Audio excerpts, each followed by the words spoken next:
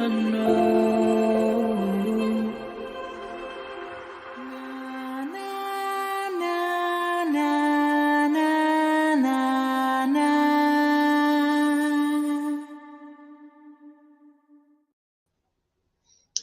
everybody. Welcome back. Welcome back to Criminality. I know it's been a long time since I've seen some of you, and some of you are just joining for this live, so welcome to all of you. Happy Wednesday. And so hello, Tivon. Hi, Tia. Hi, LFT. ETS and Thistle. Hi, Terry. Hi, Dr. Vonda. Hi, Johnny. Hi, Snappy. Hey, Debbie. Hi, Carla. I'm back again. I know. I'm like, you don't get to see me for like 5 days, and then all of a sudden it's like back to back to back. Boom, boom, boom. Hi, Amy. Hi, Adrian again. Hi, Angel. You Sinling. Is that what that's supposed to be? You Sinling? Well, he did post a photo, in Madeline's photo in one of his posted. Yes, he did. Yes, can confirm 100% that it is Stefan's account.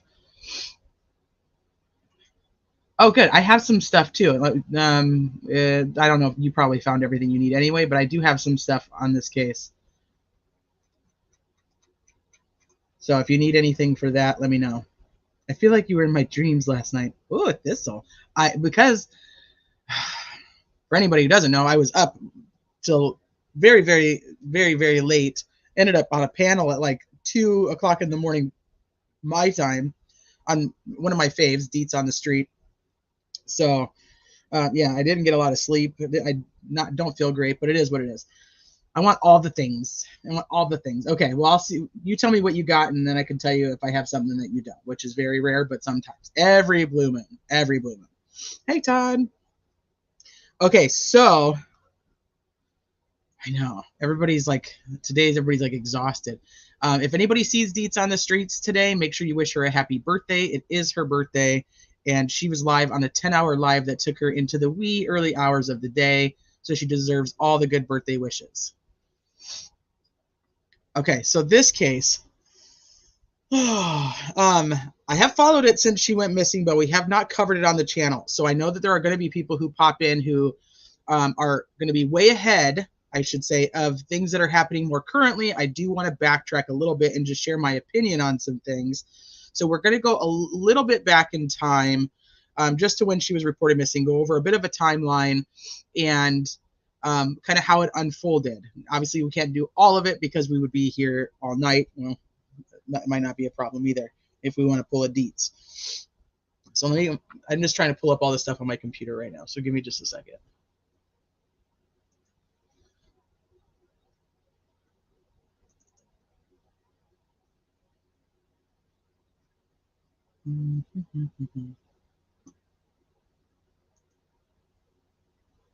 I'm going to close out all the Delphi stuff, go into the Maddie stuff. I'm down for an all-nighter. Hi, Aspen. I'm right there with you. I feel like crap today, but I'm so happy this 70-day Delphi development. My heart breaks though over Madeline's case. Yeah, I'm having a hard time with this one. I'm sad. I'm mad. I feel like we're stuck in this rut of this could have been prevented. I'm struggling with the parents in these situations. I'm struggling with just so much. So if you guys are not aware of who Madeline is, and this is the first time hearing about the case, Madeline just turned 13 years old. She is from Kissimmee, Florida. Her birthday was February 22nd. And you know what? I'm going to share my screen so I can show some pictures.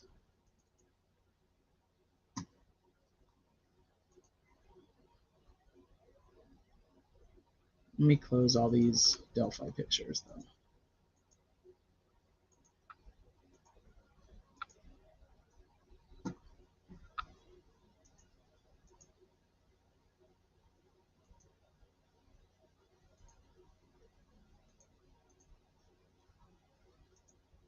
So if you don't know about the case, you're going to be fine because we're going to go over it essentially from start to finish.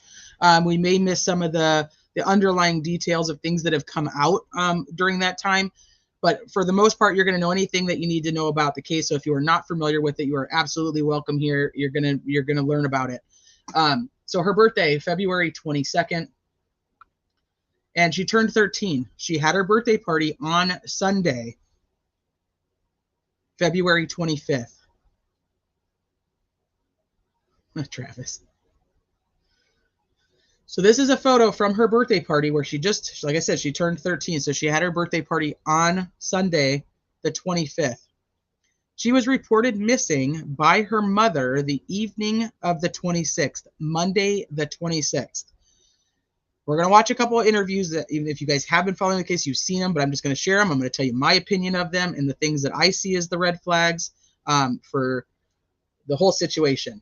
Madeline lives with her mother, who is a single mother.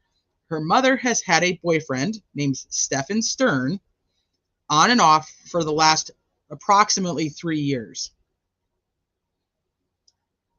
The gentleman has apparently moved in and out of the apartment with Madeline, and I'm going to call her Maddie, Maddie's mom.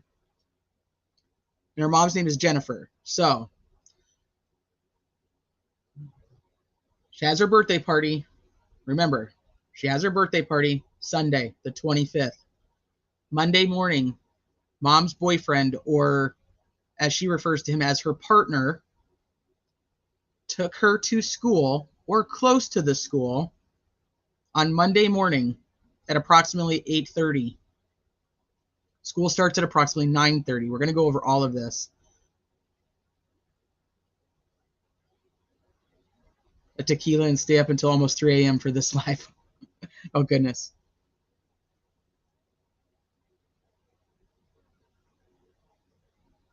Hey, Lindsay. Hey, just me. So he supposedly takes her to a place near the school. She said he tells the reporters and the mom, like I said, we're going to go over all this, so you're not going to miss anything, that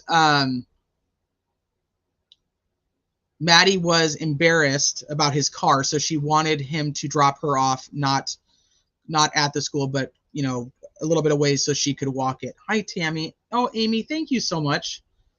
Thank you for that, and welcome to all the new members. That's very kind of you. I really do appreciate that a lot. Hey, Patricia. Okay, so I made us a little playlist. So we're going to go through just kind of from the beginning.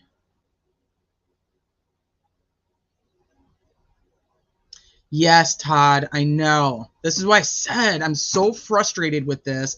Yeah, another man who is supposed to take a child to school, another man who is not related to this child, another man being entrusted. It's infuriating. Okay, let me bring this over here. Okay, so we're going to go through this. So mom does a couple interviews. They're conducting. I'm going to go back to the first one. If you guys can't hear it, let me know. This we're just going to do the first part. Yeah, just like Audrey. This one I'm like,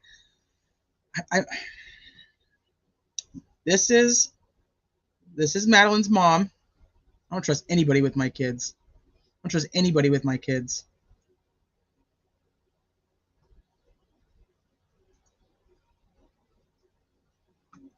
Okay, so this is the first interview. Now, obviously, knowing what we know now, we're watching again, looking at some of the red flags. If anybody doesn't know, mom's boyfriend has been arrested, not for her disappearance, not for Madeline's disappearance, and not for her murder yet. We're going to go over what he was arrested for, though. But right now, he's not arrested as of the time of this video, and you're going to see him in the background. So there's things that I want you to pay attention to. This is her mom. This is the first interview that she does. Tell us what's going on with Maddie. Well, Monday morning, we took her to school. We dropped her off close to school, across the street from a church, which is it's right next to the school. She crossed the street and walked to school, what we thought walked to school. Okay, so we're already starting off. She tells us we dropped her off next to the school. It's actually right down from the school. Is it 7 years, Tammy? Okay, I know of 3. I know of 3 years for sure. I didn't know 7. So like I said, this is gonna be like, I'm gonna stop it because I want to show you guys stuff. So this is where they lived. Oh shit. Why is my thing not there?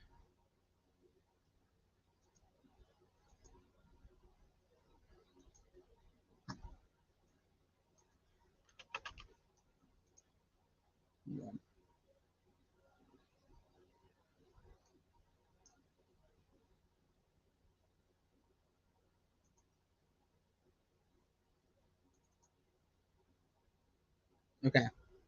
So they're saying right now she's saying we. She's saying we. We're gonna learn as it goes. You heard 7 years too? Okay, I knew of 3. So 3 to 7. I mean, either way, still crazy. Here is her school. Let me zoom in on it. Here is her school. This is the parking lot that she's saying we dropped her off in front of. So there's the school. Here's her school, and here's the preschool.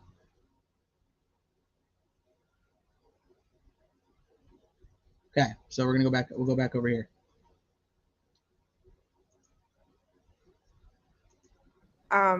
My boyfriend who drove her to school drove away at that point. My boyfriend. It was seen on video footage that she hung out in the parking lot of the church for a few minutes and then got up and walked towards the school. I would love to know, and if any of you guys happen to already know this, let me know. Because she mentions it, and he will mention it also in the interview we'll watch of him. Who the hell told them that she was on surveillance at the church?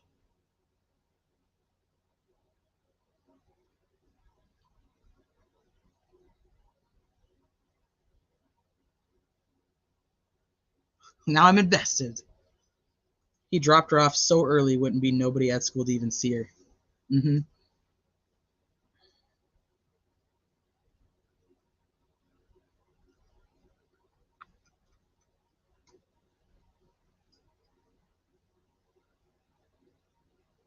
Her sister said there was surveillance that had her on camera? I mean, but who told them that? Who told them that?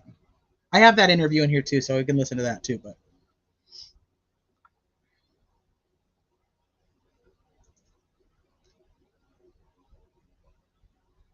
I've not read too much into Mom's interview as she's heavily medicated for mental health issues.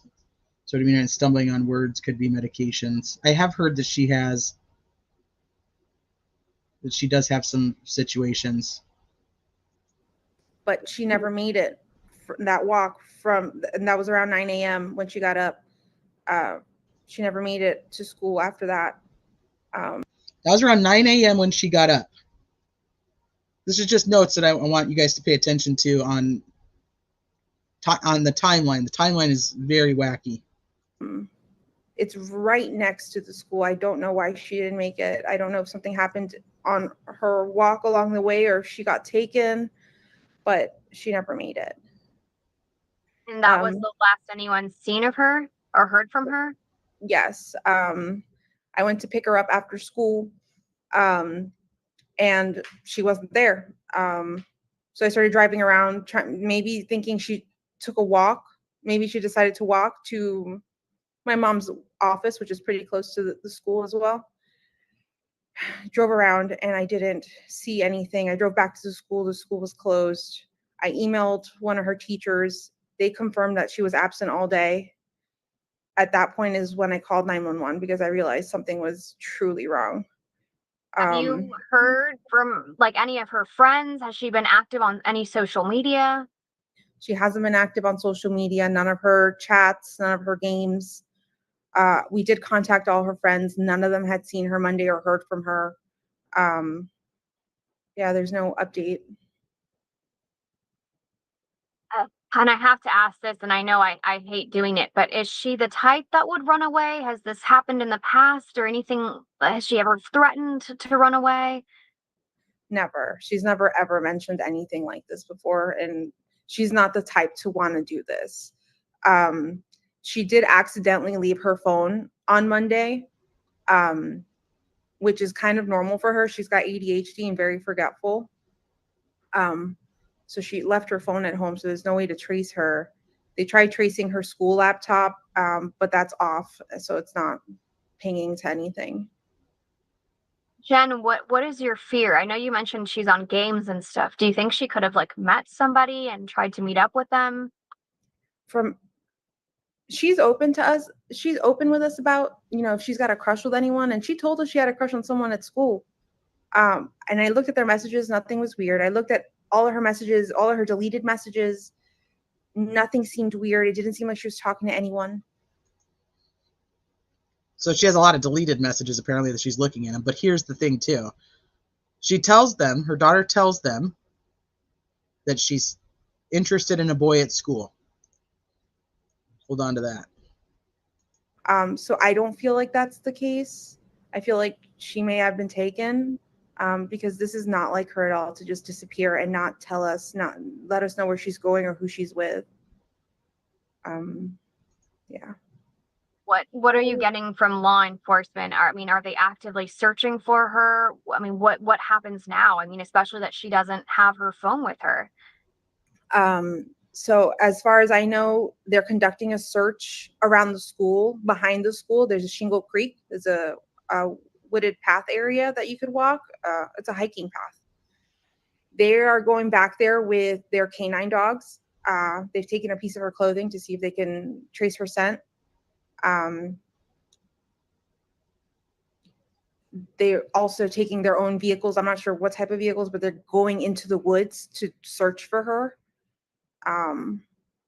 But I don't feel like that's going to find anything right now. We've had people all day on that trail sending us photos to see if anything there looks familiar and like her personal belongings, and nothing is hers. So I'm not sure where to go from here. I'm just contacting the news to get the word out, to get some help, because I'm desperate. I'm a wreck right now. So you think that she's been taken against her will? I do think so, yes. As a mom, what's your mother's intuition telling you right now? I'm trying to hope for the best, but I'm scared for her. I want her to be okay, and I want her to be safe. I don't want her to come back harmed. I just want her back, whatever that means. I just want her back.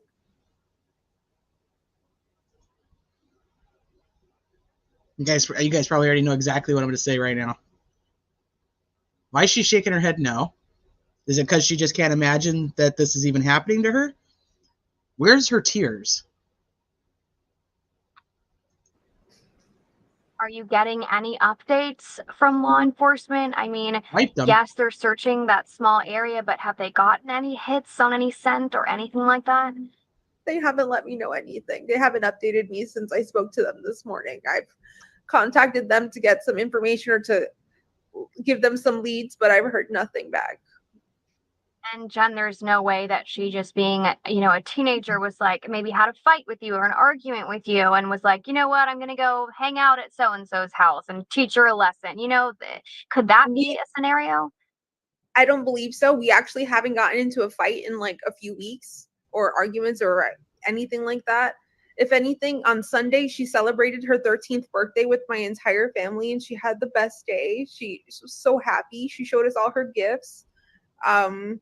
She showed us all her gifts. She's just a happy girl, and she showed it on Sunday night when she went to bed. She was so happy. So, she had the best day. I just, there was no moment in that evening from when she got home from the party that she had her phone or had the laptop. She went straight to getting ready and went to bed. So I know she didn't have any conversations with anyone. She didn't make plans with anyone. I didn't see any of that. So she spent the whole Sunday celebrating her 13th birthday. Was her 13th birthday on that Sunday, or that was just like the time you guys were celebrating? That was the time we were celebrating. Her birthday was on Thursday, the 22nd. Okay. That was the time we were celebrating her birthday. Just turned 13. But that's just so heartbreaking to be celebrating her 13th birthday, and then the very next day, that's gone. The last you've seen of her. Yeah. We were celebrating her 13th birthday. She came home and showed us all the gifts. She spent that time with my family. I mean, where do you go now? Are you gonna go out there and search or look, or what is are you sticking by the phone? Are you what are you doing? I'm staying at home, staying by the phone, hoping she just appears. I know my entire family is out looking. They've all spread a bunch of flyers. I've had people contact me that they've gone to the international airport to spread flyers, to Amtrak, to Greyhound. just any way that if someone's taken her and they're trying to take her, just to show her face, just to make sure, you know, she's not being taken against her will. And you mentioned ADHD. Was there anything else maybe mentally going on or that you knew of? She does suffer from anxiety, and once upon a time she was diagnosed with autism. We had her what's the word? Screened, maybe? Reevaluated. Okay. We had her reevaluated a few months ago, actually, and they told us no, she didn't have autism, but she did have some autistic traits. She did have ADHD, some autistic traits, but not autism. So I'm not sure where to leave with that, because one doctor said she did and one doctor saying she doesn't, and I don't know. She's just in the middle, I guess, because she does have some tendencies, but socially she's pretty great. So I'm not sure. And with the video that you were able to see whenever your boyfriend dropped her off, where was that? Which video? Was that a surveillance camera? It was a surveillance camera from the church, Peace Church, right next to Hunters Creek Middle School. And do you have that video? I don't have that. They didn't show me. They wouldn't show me. It was actually my sister was the one at location, and they were letting her know what they saw on camera. Okay. But they didn't show it to any of us. Got it. Okay. Jen, is there anything else that you'd like to add?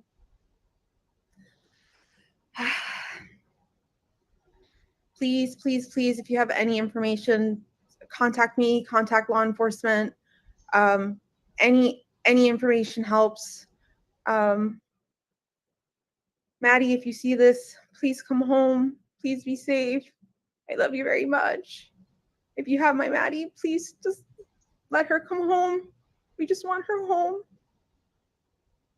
All right. Well, good afternoon. Okay, so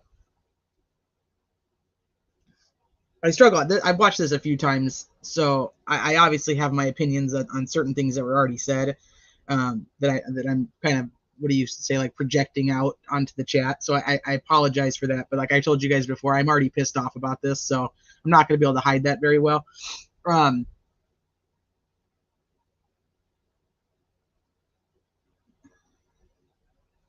After watching it,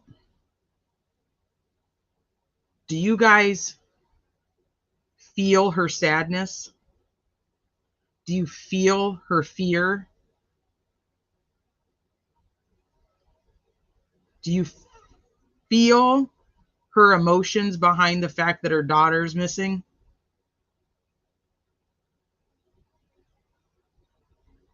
Because at the end of an interview, you typically have a feeling of,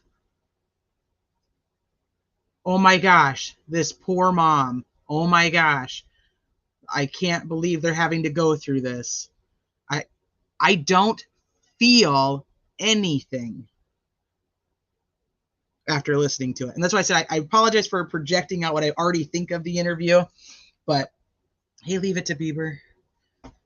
I feel detachment. I feel like she is absolutely detached. I don't feel fear. I don't feel love. I don't feel sadness. I feel the fuck. Yeah. Like what? I don't feel anything.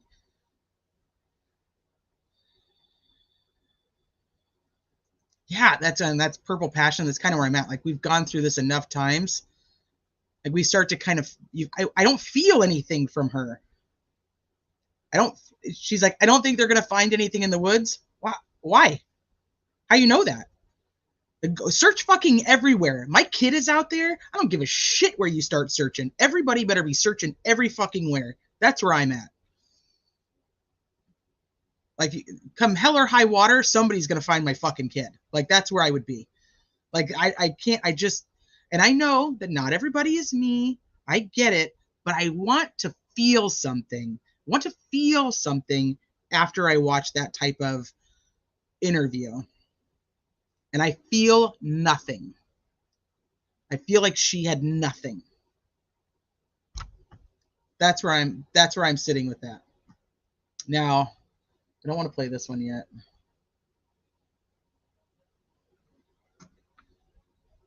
So let's go. Okay, so here's the aunt's interview. Is this the same aunt that was 20 minutes until the sun's going to set exhibitors? and dozens of Fox 35's Talking Caroline about- terrified that she could be in danger.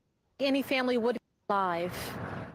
That's how long it's been since dozens of deputies searched out there. Maddie was last seen Trying to believe that she is. around Orange County, and still sign of the teenager. I'm trying to believe that she is still alive out there. Maddie was last seen Monday morning after being dropped off near her school by her mother's boyfriend. But after drop-off, Maddie never made it to school. Maddie's mother telling us surveillance video shows Maddie hanging out in a church parking lot on Monday morning after being dropped off for school, but she never made it inside. I don't know if she's somewhere safe. That I have high doubts. Why do you say that? Just because of the world we live in right now, everything's really crazy. Sheriff's deputies are using canines and a piece of Maddie's clothing to try to track her scent in the Hunters Creek area. And just like the family, the Orange County Sheriff's Office is also concerned for Maddie's safety, especially after finding troubling messages on Maddie's phone. There is information on the phone that indicated that she told people when she turned 13, which was on February 22nd, she actually wanted to go live in the woods. Sheriff Mina says they have collected video from where she went missing and will She told people, and they found it on Maddie's phone, because Maddie's phone was found at home, that she wanted to go live in the woods when she turned 13. And the irony of her mom saying you're not going to find anything in the woods. continue to extensively look for Maddie until they locate her. We're worried about where she is and what, I mean, God forbid, but what's happening to her, if anyone has her, if anything like that. It's gotten to a point where we're hoping that she is with someone that she knows. Now, Was the father supporting Madeline? So I, from my understanding, and I think this is her dad, it seems like he was involved in her life, at least until a few years ago. I mean, you guys tell me if I'm wrong. You guys probably have already researched that, and I don't know.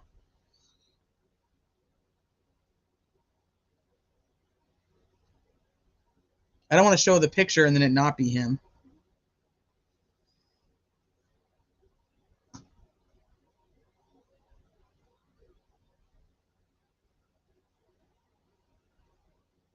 Okay, so let's go to, where is it?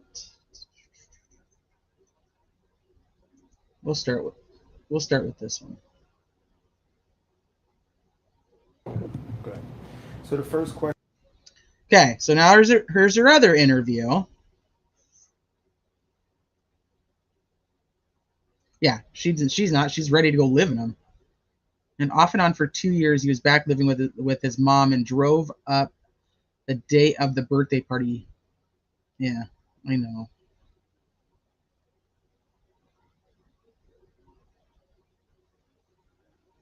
Percocet or Xanax or something.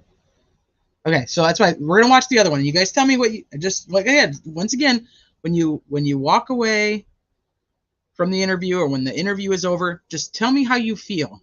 Like, that's really what it's about. Like, do you feel her pain? Do you feel, what do you feel? What do you feel that she feels?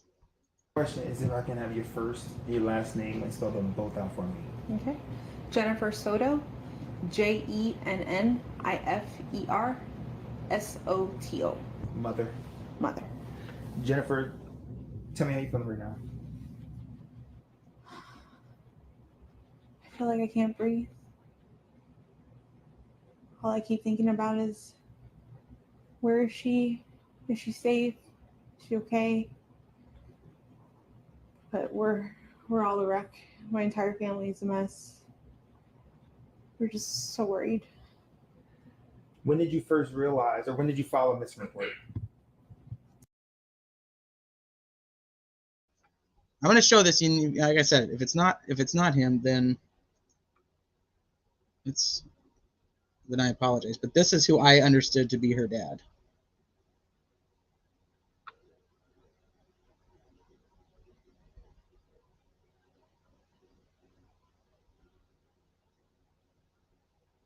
Hi, Blondie. Yes, absolutely.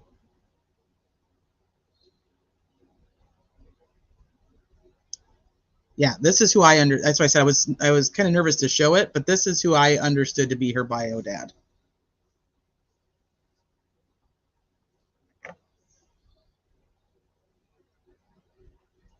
That's him. Okay. I know that there are talks of the fact that she might be medicated. I get that. You know, somebody who, you know, I've told you guys this pretty openly. Like, I suffer from anxiety. I have major anxiety disorder, from panic disorder. I've taken anti-panic meds for a very long time because of it. So I mean, I get it, but I don't know if it, for me, and I'm also going to say, you know, that everybody's different. For me, I don't become not emotional though about anything. I don't have that. So like I said, I know everybody's different, but I get it. Now, I don't know if she's on something else.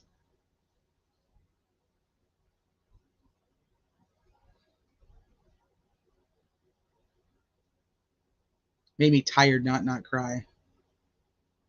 Yeah, I mean, I still have feelings, I still have emotions. It just helps with the anxiety and the panic. But now, for somebody who's on Xanax or anything like that, I just want you guys to pay attention to her body. This is why I brought this up to begin with. Pay attention to how she's reacting right now, because this is not the same kind of calm almost that she had in the other interview. We filed a missing report. We called the police. So I feel like I can't breathe. All I keep thinking about is, where is she? Is she safe? Is she okay? But we're all a wreck. My entire family is a mess. We're just so worried. When did you first realize, or when did you file a missing report? We filed a missing report. We called the police at like 4:45. Okay. Here she says, there's another one, just take note. She says they called the police at about 4:45. Yesterday, 4:45 p.m. But she actually went missing early that morning, around between 8:45 and 9 o'clock in the morning. She went missing. She went missing between 8:45 and 9 o'clock in the morning. We had dropped her off close to the school. She wanted to walk the rest of the way. Again, we dropped her off. She wanted to walk the rest of the way. We dropped her off. She wanted to walk the rest of the way. Sorry. I'm going to grab a drink. I'm going to let you guys check that face out for just a second.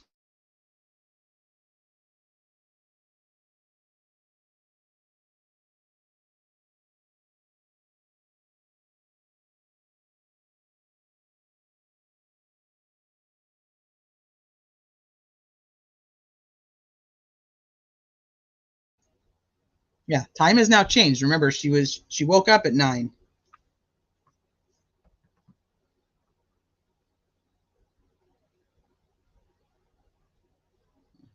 Just a little bit.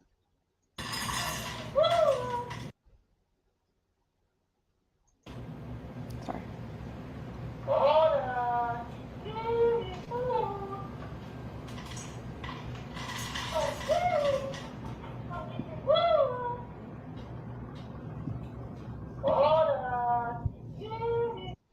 Do you notice why the bird is talking in the background?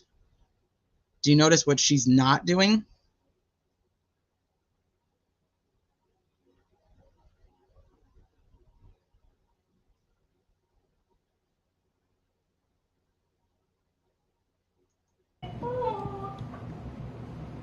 That should be it. Rewind it again. Between 8:45 and 9 o'clock in the morning, she went missing. We had dropped her off close to the school. She wanted to walk the rest of the way. Is that what it is? I thought it was a bird.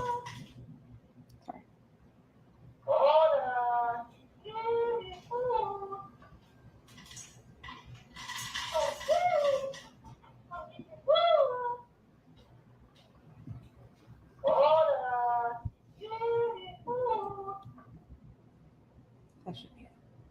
Sorry about that. Is it an automated feeder? I thought it was a bird. I could be wrong. I don't know. I guess I just assumed it was a bird. But when whatever that noise is, though, she's very calm while it's happening. Very, very calm.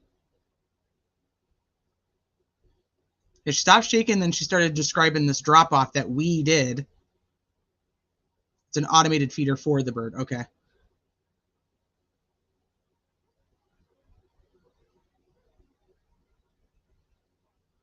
Beaver, I know. She finds it amusing. I thought it was a bird. I admit automatic feeder for a bird. Maybe it's the automatic feeder for the bird and it's the bird. Maybe it's both. Yeah, she's so calm right now. Take a deep breath. We dropped her off at school, close to school. She wanted to walk the rest of the way.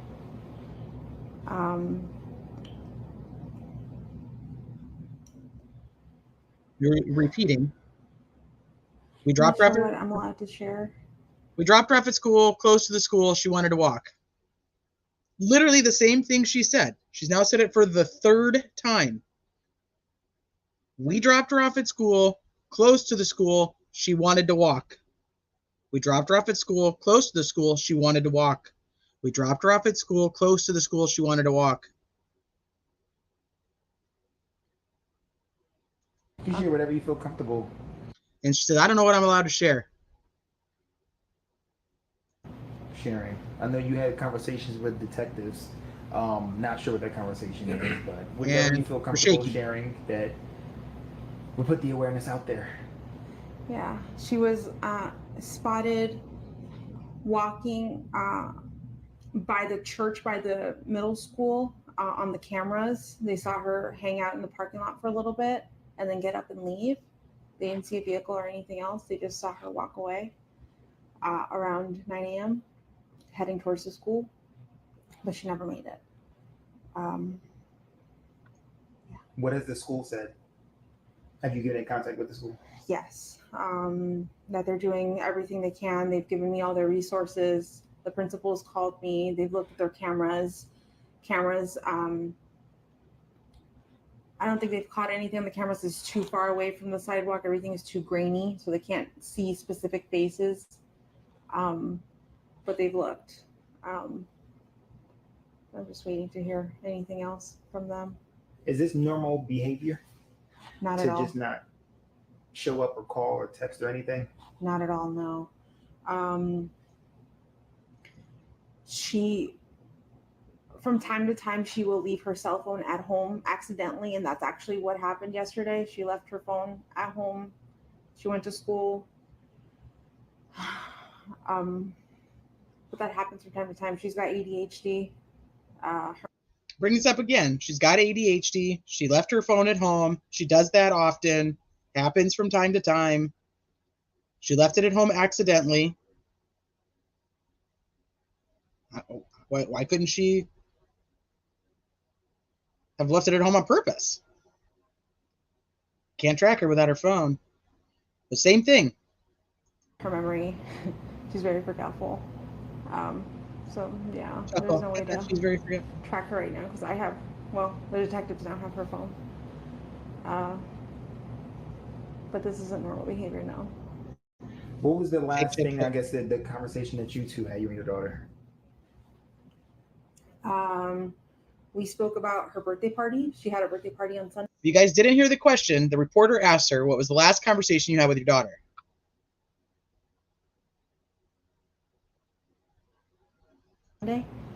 She had a great time. I couldn't make it because I was working, but she wasn't at the birthday party because she was working.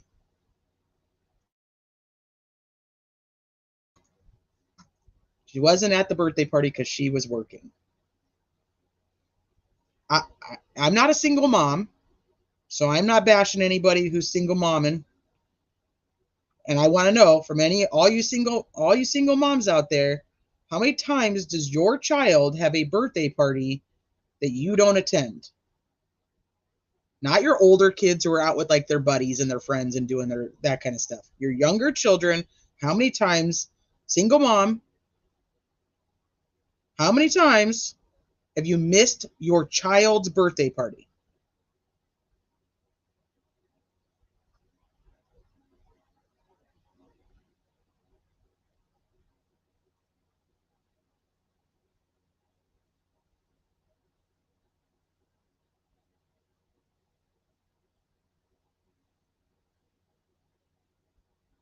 Or single dads too. Sorry, didn't mean to leave you single dads out. Because even the people I know that are single parents, the only time they're missing a birthday party is when the kid is with the other parent having the birthday party, and then they have their own birthday party and they don't miss it. I cannot think of a time ever. Her real birthday was earlier in the week. Yeah, but her birthday party, I've never, hey, single dads.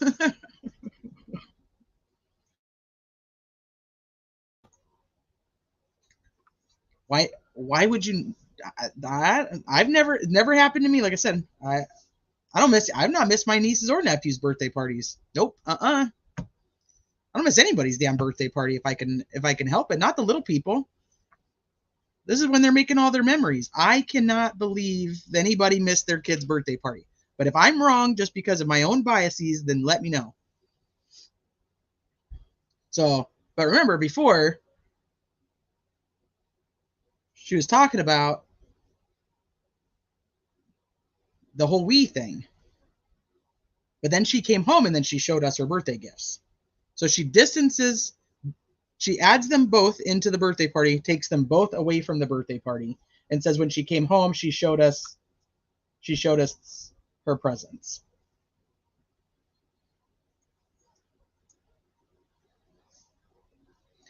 I have 8 kids. Tammy, you have 8 kids? Hot diggity damn. There have been events I've missed because I had to work and I felt lower than low, but bills have to be paid and kids have to eat. Like I've had to miss soccer games sometime, and I had to miss those types of things very rarely, but I have. But have you ever missed your kid's birthday party?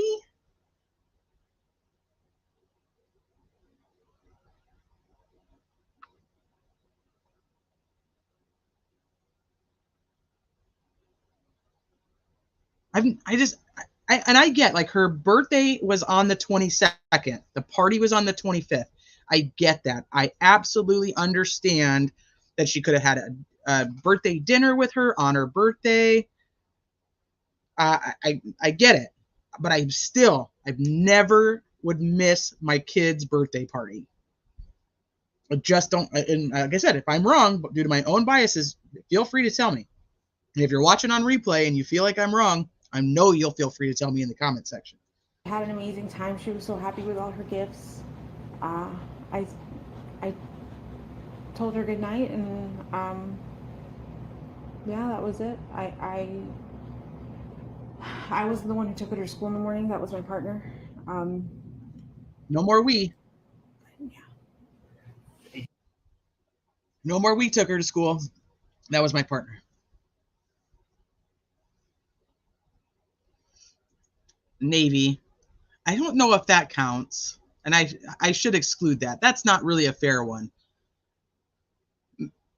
Military is a little different.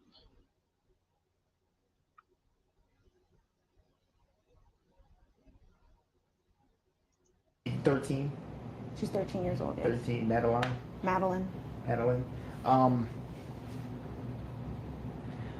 What are you thinking right now?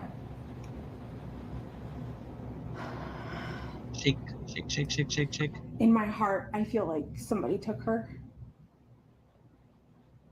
This isn't like her to just pick up and run away, or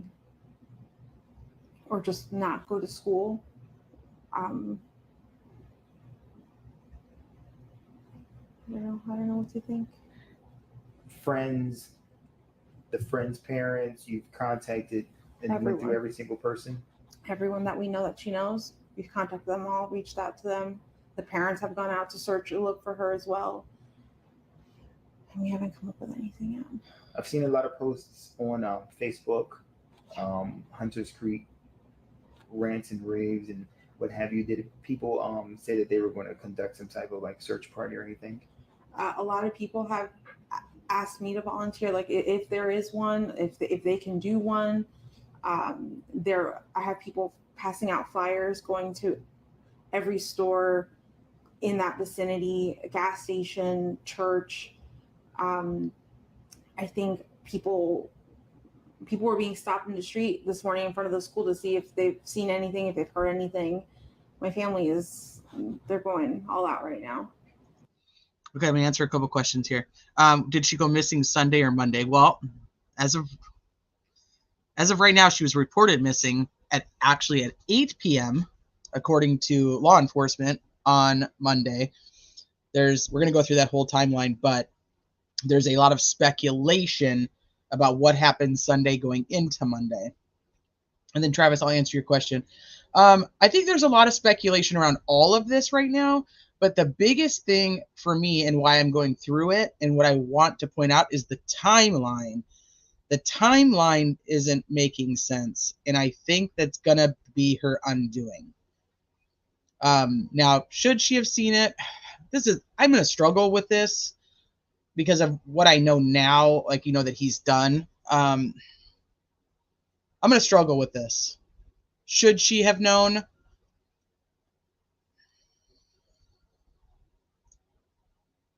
I can't imagine that I wouldn't know, but I also know that there are situations where people don't know and it's hidden and the parents aren't bad parents. I struggle with, how much she's at work versus how much Madeline was alone with him. I don't know how much I'm going to say I think she should have seen it, but I'm going to go back. Once again, the timeline to me is the undoing. That's what I know for a factual basis. So I think I have to stick with that right now. The other stuff is just all my observations of the weird shit that is coming out during the interviews that don't make a lot of sense to me.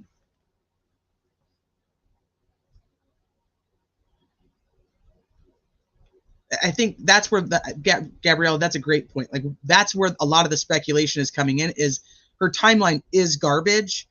So why is it garbage? Oh, Kaylee, thank you. And I love your name, by the way. Kaylee's my daughter's name. Doesn't seem like a strong motherly bond. Does another family member care for the girl after school? Mother? Okay, so I haven't dug too far into this part, so maybe somebody in the chat knows. The grandmother, Jennifer's mother, isn't far.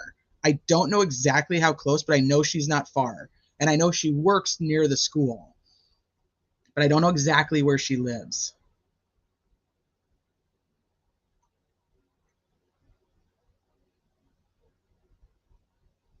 Yeah, that's why I'm I don't want to say, yeah. Serendipity. Aw. Hi, Sniper. She straight up told Ellie she saw Madeline get ready for school Monday. Yeah, we haven't got there yet, Sniper. We haven't got there yet. It's weird to speculate on a case this early on.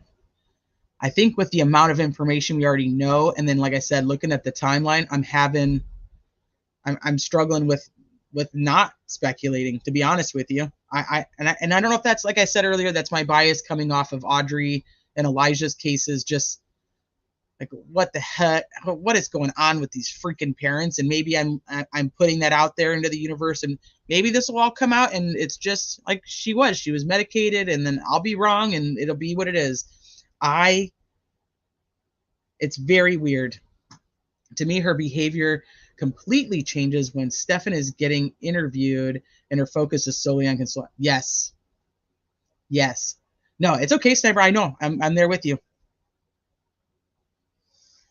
Gilletta, we were talking about this the other day about the alerts for the school system, and I think that I was reading an article that I think that this school district is actually talking about changing the notification policies. My school district is the same. If my kid was absent from school, I don't know about it until later in the day. I think that's ridiculous. If something was to actually happen to one of my kids, or they were taken, I wouldn't know until later in the day. That means hours and hours before, or hours and hours that this person or whoever took my child would have to do whatever the hell they wanted. Like, that's kind of scary.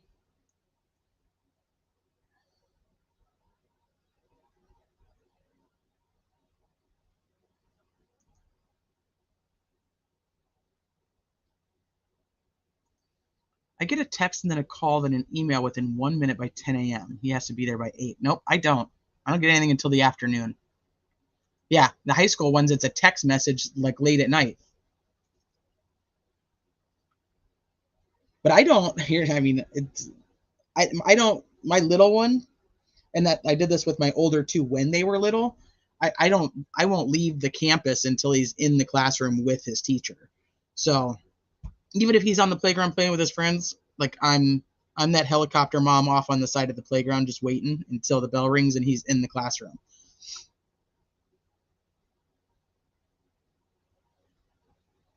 Okay, here we go. Yeah. I know as a mother, a lot is going on in your brain.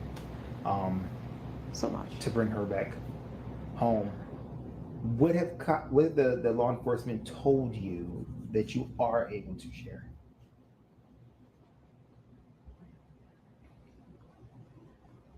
I mean, that they're doing the best they can.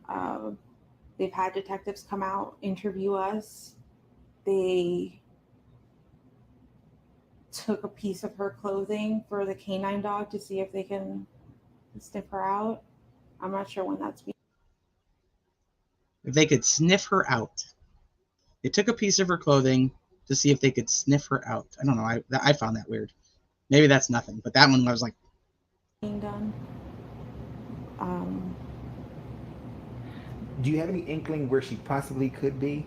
Like if you would say, okay, last time I went to work and came back, she was at James' house or Sabrina's house, and maybe I forgot to check that house, or she played at this park one weekend, maybe she went back there or something like that. We've looked everywhere we could have thought, and anywhere she would have been. She would have known to wait for me at the school. But we did check where if she could have walked. My mom's office is close to the school. We checked there. We checked the walking paths that she could have taken. We've checked all of her friend's house. I think we've checked everywhere I could think of, honestly. What do you think? Oh gosh, I just had it tip my tongue. What was she wearing? She was last seen wearing a green hoodie, black shorts, white Crocs. Green hoodie, black shorts, white Crocs. A black JanSport backpack with gray hibiscus flowers on it. And you said this is not like her. Not at all. To run away, an argument, anything like that to provoke her? She's never done anything like this, no. And we haven't had any arguments recently to have this outcome. What school? Hunters Creek Middle School. Tom, any questions? No. Is there anything that you think our viewers would need to know about the way you're feeling, the way the family's feeling, Madeline? We're desperate for any answers, anything that you could do to help. I'm here for it. Just please, if you see my daughter, just please bring her home. I just hope you're okay, Maddie. I hope you're safe. I hope you're not hurt. I just hope she's okay. When did you notice that she was missing? Because this was at the beginning of the morning. She got dropped off in the morning. We did not notice until after school pickup at 4 o'clock when I went to go pick her up, and she wasn't at school. So we're going in 24 hours now. Yeah. Just about. Yeah. Nothing. No word. No text message. No messages anywhere from her. I've looked at all her social medias. I've looked at all her games she could have played with, and any app, no weird conversations, nothing strange. Everything was conversations with just normal friends or us. She knows how to get home by herself, as if, like, let's just say, to take a bus or an Uber or something like that. She would know how to get home alone, correct? I'm not sure. I don't know if she would know how to get home. Maybe, I mean, I'm thinking if someone got in the car with her and if she pointed the way, what roads, she probably could figure out how to get. But like, does she know our full address? I don't think she does. Which would give me it just puts in my brain that she always comes home with someone. She always comes home with me. There's no need for her to really learn. Okay. And you said no time? I think that was everything. All right. The first question is if I can get your first. All right. That wraps up mom number 2. Now we're going to go into mom's on and off again boyfriend.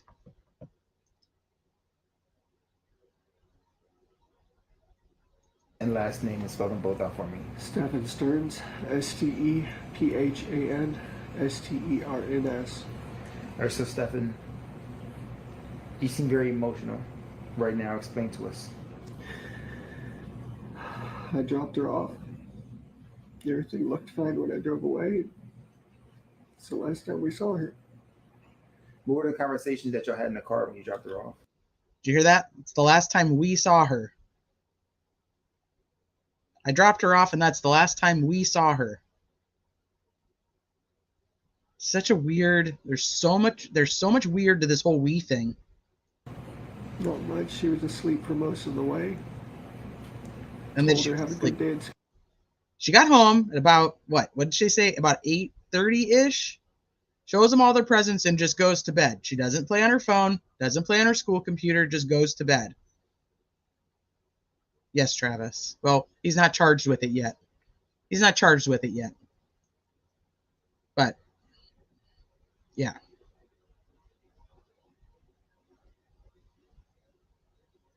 They never say her name. School when she got out, and I love her. She said, thanks, love you too. That was it. And so where do you think she could possibly be? I mean, this isn't, as I was told, this isn't normal behavior. This is not normal behavior. She's not the type that would just run off. We don't know where she can be. And we're scared. We just want her home. Are you, in a sense, blaming yourself? It's hard not to. Why? Wonder why. I dropped her off early. I could have waited longer. She looked okay. She was walking towards the school when I saw her. It was like any other day, so I went on with my day. It's hard not to blame myself. What has the conversation been with Jen since? She's been a lot stronger than me. She's been holding it together really well. And it just keeps coming in waves. Just the reality keeps hitting. We don't know where she is. We don't know if she's safe. We're just scared. We just want her home. Have you, like, literally put boots on the ground, went out? Yeah, I even went out with the cops where I had dropped her off. And we looked all up and down the road, all along communities, and there was nothing helpful. None of the cameras were pointing the street. Nothing, which in 2024 was surprising. Notice that he says none of the cameras are facing the street.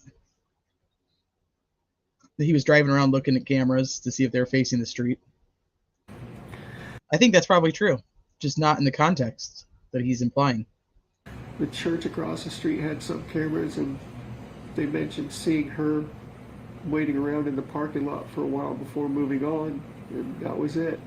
But it was grainy. It was grainy footage, and not much else. Does it seem like she walked west, east? They said in the direction of the school. I'm not sure what that is.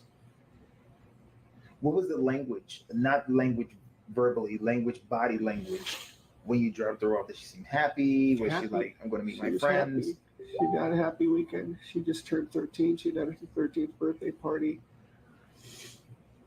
She was happy that we were all together here, and she's just very happy. She was a happy kid. She's very sweet. She's a very sweet girl. She brings a lot of joy to us, and we just. He makes me not fucking knowing. sick. So the unknown is killing you. Yeah, it's like our whole world is upside down. Not feeling her presence here is. Sorry. It's hard. I know you're fine. Don't need to apologize. What do you want our viewers to know when they see this? She's a sweetheart. She's a very sweet, kind girl. Just please be nice to her. Bring her home if you find her. Tell her that we love her. Wherever she is, I hope she's okay. I mean, if someone were to come in contact with her and you gave me her diagnoses, would it be easy to approach her without any like agitation or anything? Yeah. She's a good kid. She's a good kid. If you can sum up in one complete sentence, waking up, getting ready to drop her off at school, dropping her off at school, to now speaking to me after talking to the police about her being missing for over 24 hours right now. In one complete sentence, what would that be? A living nightmare. It's a living nightmare. Day started off like any other. I just want to wake up. You just get hit with waves of the reality. Just it's setting in. As soon as it got dark last night, we started falling apart. We knew it wasn't going to come to an end. And now we're going on 24 hours and still nothing. Conflicting reports here and there. People say they see this or that. None of it's conclusive and none of it's helpful. We just want a baby girl back. Tom, any questions? No, I'm good. Thank you. Hi, I'm Sheriff Lewis. God, dang it. They don't have the clip that I thought, oh man. So after he's done and he's crying, and I thought I had this clip on here, but I don't. Dang it. She comes over and she's standing next to him and she's consoling him. She's got like her head like in her belt, like she pulls like his head like next to her belly as she's standing next to him and is like consoling him. Like rubbing him like it's his kid that's missing. I'm so irritated that that's not on here. Yeah, she's consoling him. Mm-hmm. All right, hold on.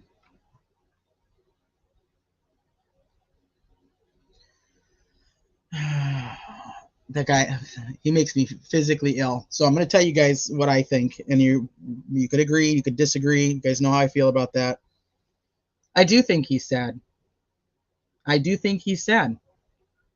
think he's invested a lot of his time and his life into this and to grooming and to getting what he wanted, and he knows it's gone. And I think that he's sad. I don't think he's sad because of what happened to her. I just think that he's sad for himself.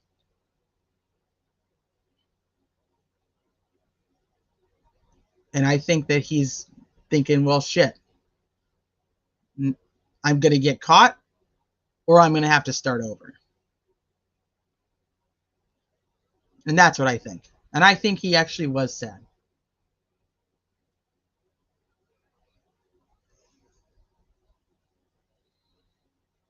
Okay, so let me pull up this next part really quick.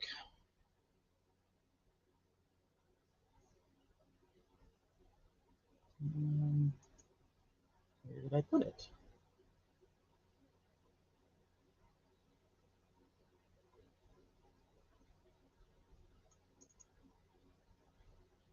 Where the hell is it?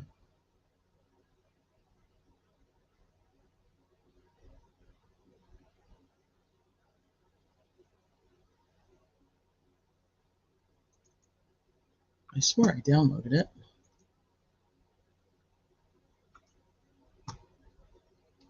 A lot of people are asking that. We don't have any autopsy as of yet. No autopsy results. But I know that's a lot of people are speculating that could be a motive. We just don't know that yet.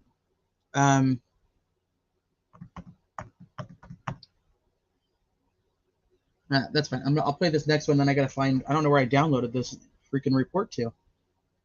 They did, yes, woman doing impossible things. They have found her. We're gonna get to that right now. Well, first we're gonna get to the day that she's actually found. They actually have a press conference in the morning. I'm gonna play the beginning of it. So thank you. That's the most important part. This is actually before she's found. But I gotta find. I downloaded the probable cause affidavit, and now I don't know what file it ended up in because I can't find it. So I'm gonna find out why I play this for you. For being here. We have some important developments in this case that we want to share with our community. I wish we were here to tell you that we have found Madeline, but we have not found her.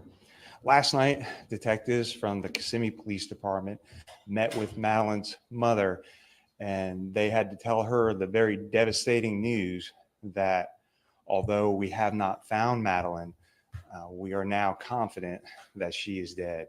So our efforts will be focused on recovering Madeline. Dozens and dozens of detectives, crime analysts, and specialized team members have been working nonstop and following up on every single lead and every shred of evidence. Our detectives have determined that Madeline was never dropped off on the morning of February 26th near her school. Instead, we believe she was already dead at the time and that Stephen Stearns moved her body in the early morning hours on that day. We have video evidence that shows Stephen Stearns discarding items in a dumpster in that apartment complex in Kissimmee at 7:35 on Monday, February 26th. Detectives later recovered Madeline's backpack and her school-issued laptop from that dumpster. At 8:19, we have evidence that shows Stephen Stearns returning to the complex and Madeline was visible in that vehicle. We believe she was already dead at that time. As a result of that, although the initial missing persons investigation started in Orange County, the Kissimmee Police Department will now be taking over the investigation and will become the lead agency. And of course, the Orange County. Okay, so thank you, ATS, for sending me the screenshots, but I just want to touch on a couple things here. I don't know, I downloaded it, and now I can't find it, so I don't know where the hell it went. But he talks about, right out the bat on this press conference, like it was gut-wrenching. He just says, we believe that she is dead. At approximately 7:35 in the morning, Stephen Stearns was seen throwing items away in the trash can or in the trash bin at that condo complex. Was Madeline's backpack and Madeline's school-issued laptop. 7:35 in the morning. I'm going to back it up just a little bit so you guys can hear this again. Stating news that last night, detectives from the Kissimmee Police Department met with Madeline's mother, and they had to tell her the very devastating news that although we have not found Madeline, we are now confident that she is dead. So our efforts will be focused on recovering Madeline. Dozens and dozens of detectives, crime analysts, and specialized team members have been working nonstop and following up on every single lead and every shred of evidence. Our detectives have determined that Madeline was never dropped off on the morning of February 26th near her school. Never drunk. Instead, we believe she was already dead at the time and that Stephen Stearns moved her body in the early morning hours on that day. We have video evidence that shows Stephen Stearns discarding items in a dumpster in that apartment complex in Kissimmee at 7:35 on Monday, February 26. Detectives later recovered Madeline's backpack and her school-issued laptop from that dumpster. At 8:19, we have evidence that shows Stephen Stearns returning to the complex and Madeline was visible in that vehicle.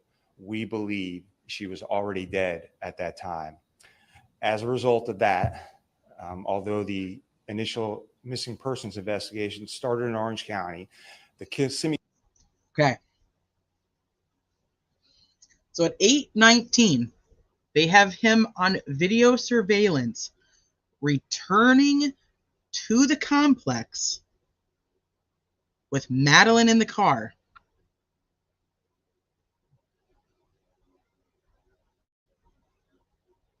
From that surveillance, they believe she is deceased.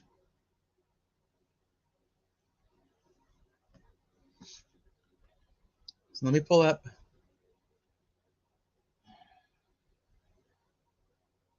I don't know why. I don't know where the damn document went, but it's fine.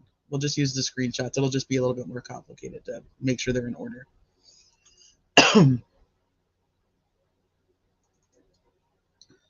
So on the day that Madeline went missing, law enforcement took Stephen's phone, the mom's phone, Madeline's phone to figure out what was going on. Stephen gives them the phone and says, "You're welcome to have it, but I happened to accidentally factory reset my phone today."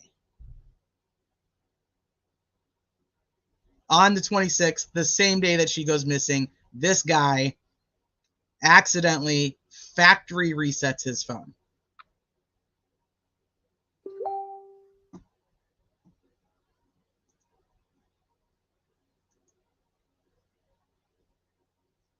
Yes, this one.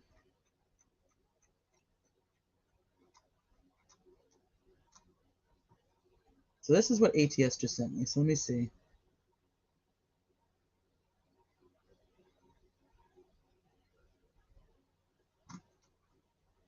This was the one I had.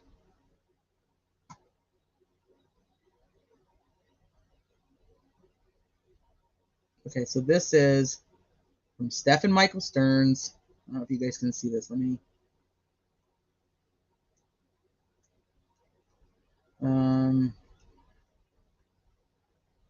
His probable cause to believe that certain laws have been violated in Osceola County, Florida, and that on between 222 and 2. Okay, this is the other one. Let me read this one first. Hold on.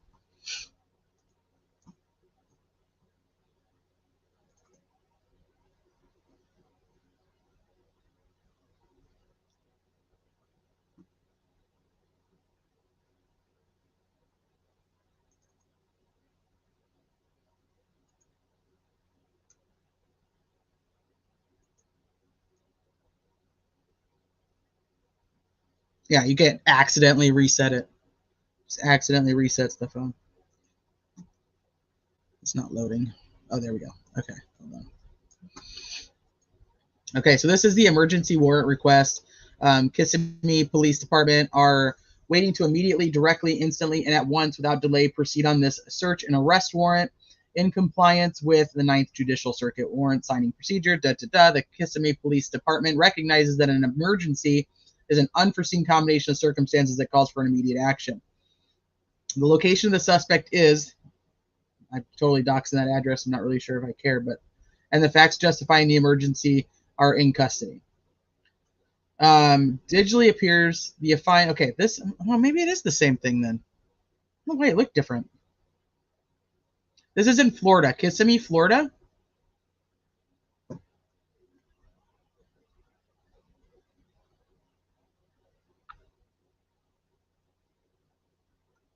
This is the other one. Okay, now I know why it looked different, because it is. It's the second one. Okay, so the affiant, Brian Moore, law enforcement officer, for Kissimmee Police Department makes the affidavit and states under oath that the affiant has probable cause to believe that certain laws have been violated in Osceola County, Florida, and that in between the dates, and this is important, of 3/20/2022, remember, she just turned 13, so this would be shortly after she just turned 11. 3/20/2022 and 12/3 of 2023, the defendant, Stephen Michael Stearns, did violate Florida statutes for sexual battery and possession of material sexual performance by a child.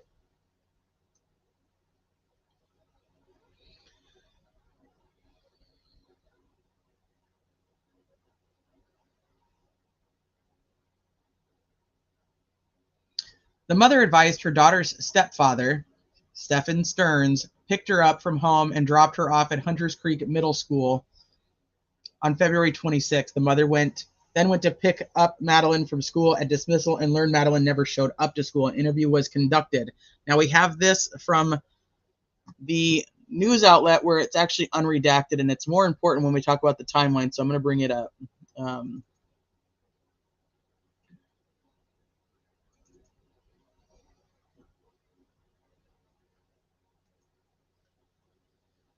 So an interview was conducted with the victim's stepfather, Stephen Stearns, who advised he picked the victim up and dropped her off in front of Peace United Methodist Preschool, which was down the street from the school at 8:40 in the morning. Hunters Creek Middle School begins class at 9:30. A license plate reader captured Stephen's vehicle with Florida tag driving away from the school at 8:10 in the morning. During the interview with Stephen, he provided consent to search his phone. However, he stated he had accidentally performed a factory reset on his phone on February 26th, the same day the victim went missing. Stephen provided his phone number to be blah, blah, blah. Now, this is important. We don't have the time that he left the house originally. We know that at 7:35, he's seen on camera at the complex throwing away the backpack and the laptop. The next thing we know, at 8:10, he is caught by a license plate reader driving away from the school. Hi, Catherine. He's driving away from the school at 8:10. Now we know from the press conference at 8:19, which would make sense if we go back to the map.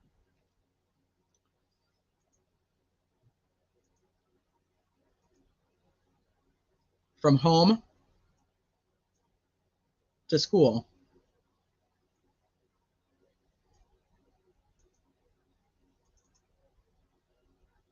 Home to school. So 8:10 in the morning, he's leaving the area of the school.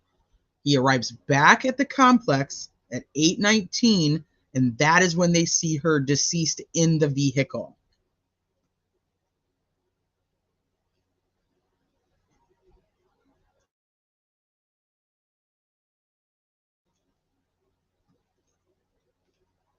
Okay, back over here. After an extensive canvass of the area and the interviews with Madeline's family and friends, it was unusual for Madeline to be dropped off down the street from the school and not stay in communication with family and friends.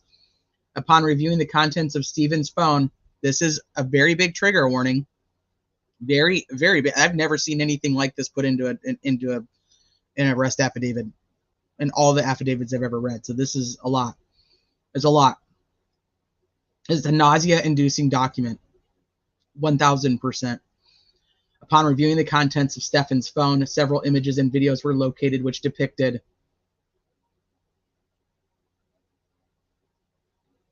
breast, vagina, anal opening as the focal point of the pictures and videos. There was also pictures and videos depicting Blank's vagina and mouth being penetrated by a penis. As such, the file depicts the sexual performance of a child. Your affiant has probable cause to believe Stefan was in possession of material depicting the sexual performance of a child. It should be noted, the penis observed penetrating had distinct markings on it, which consisted of bright pinkish colored skin below the head of the penis until approximately a quarter of the length down the shaft of the penis. Several other pictures capturing this distinct pattern were observed on the phone.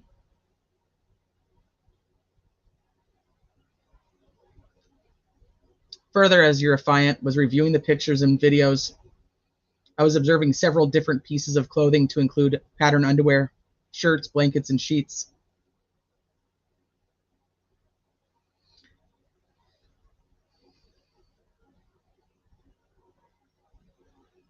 Based on the totality of the circumstances, your affiant's probable cause to believe Stefan committed a sexual battery.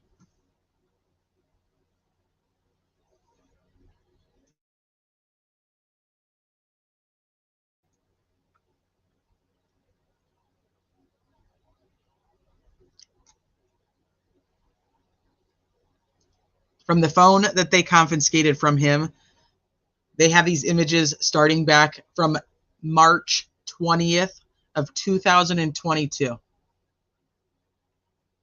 This is just what's on that phone, the phone that he factory reset on accident.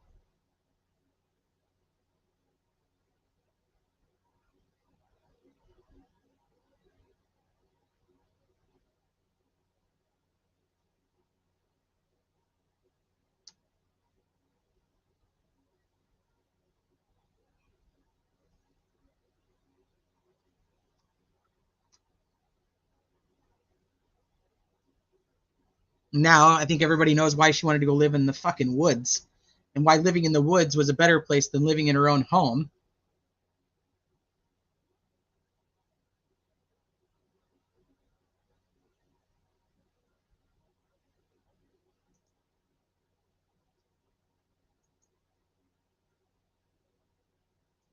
Let me see this one. Oh, Audrey. Oh.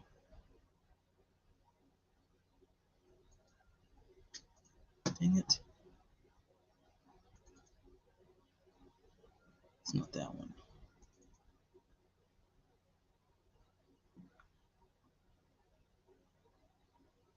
I think it's this one.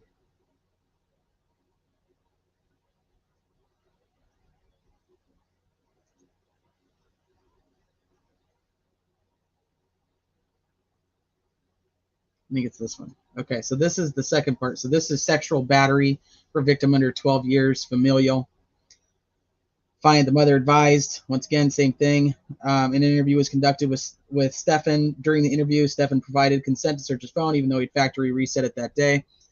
Upon reviewing the contents of Stefan's phone, several images were located, which depicted an apparent child. We already went through this. I'm not reading it again.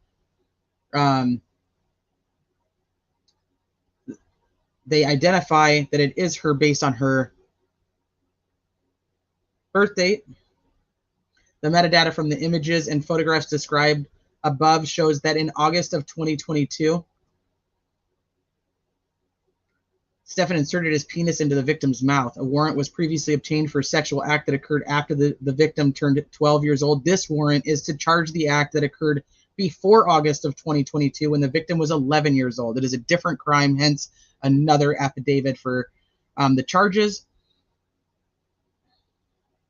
The affiant was reviewing the images from August of 2022 incident, observed the characteristics of the room where the incident occurred. Detectives of the Orange County Sheriff's Department were executing a search warrant at Stefan's home. The address is also where the victim, her mother, and Stefan lived. Took images of the layout of the residence, and based upon a review of the images from Orange County Sheriff's Office, execution of the search warrant at the residence. The room pictured in the images from the August 2022 incident matches one of the rooms in the residence. Hard candy, I totally get it. I absolutely get it. Go, yes, take care of you.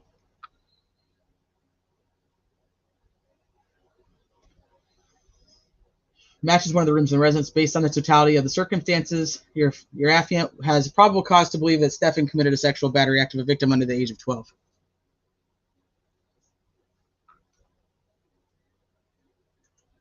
I would not be able to sit in a room with this piece of shit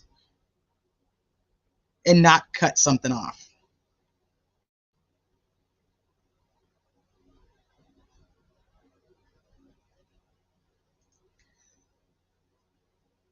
Like I said, though, problem is, this is just what's on the phone that he factory reset that day. This does not count anything else that he has done to this girl for any of the other years. Like I said, I knew they'd been together for at least 3. Tammy and a few others were in here talking about that it was up to 7. So 3 to 7 years. 3 to 7 years. Now I struggle. I go back and I struggle with, how does mom not know? How does mom not know? And I'm not saying that it's not possible, because like I said, I have situations in, people that I know and love, and they didn't know. I get it. I get that it does happen. But there's so many red flags. There's so many things that are popping up with the interviews, the combination of the timeline being just garbage. She's lying. All right, now did I already read the other one and I totally missed it? Where's the one that has the mom? Why am I missing that?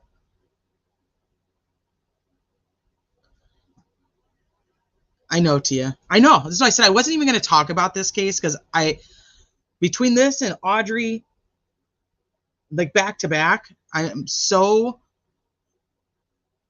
literally have, I want to throw up.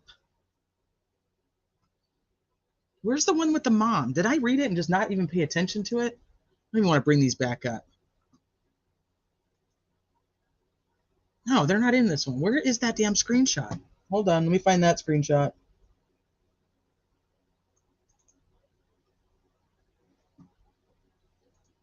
No, not this one.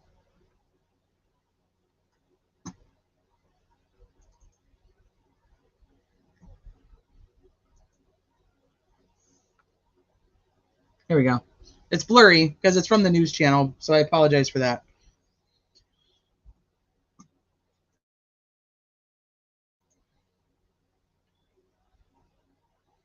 Oh, Twisted Gemini, I'm so sorry. I am so sorry.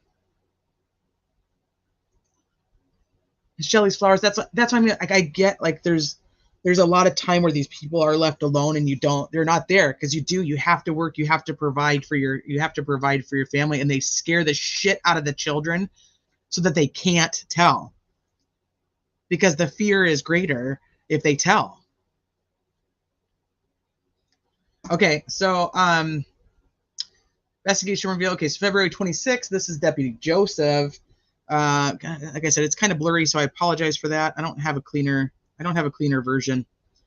When I arrived on scene, I spoke with the mother, Jennifer Lizette Soto, who gave me verbal and sworn written testimony on February 26, 2023 at approximately 8 o'clock. Jennifer observed Madeline Soto getting dressed for school. Hi, Teresa.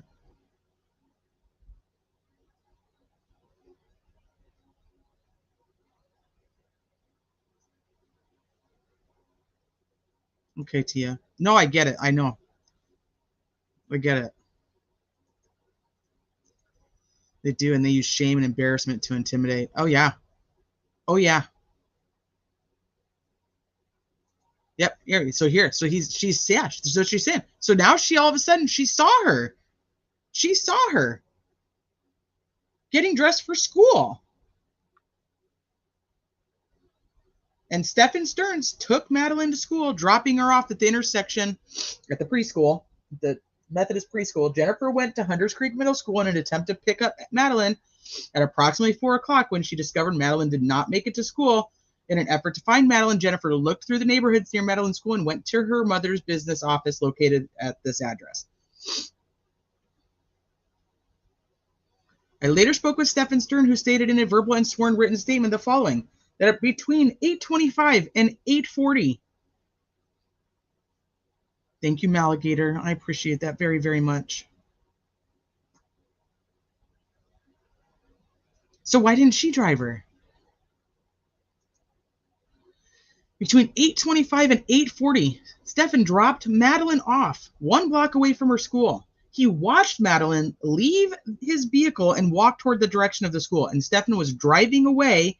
He could see what appeared to be Madeline searching through her book bag, and he didn't think anything of it due to Madeline usually looked through her bag to find headphones so she could put them in before going to school.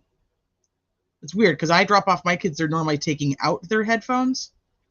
But, you know, Stefan began heading home when he attempted to stop for vape juice at a nearby vape shop, but determined it was closed. So Stefan went home to Kissimmee. Once Stefan was home for about an hour, he went back out to retrieve a vape juice and run errands. Stefan stated he returned home and stayed home until approximately 2:30.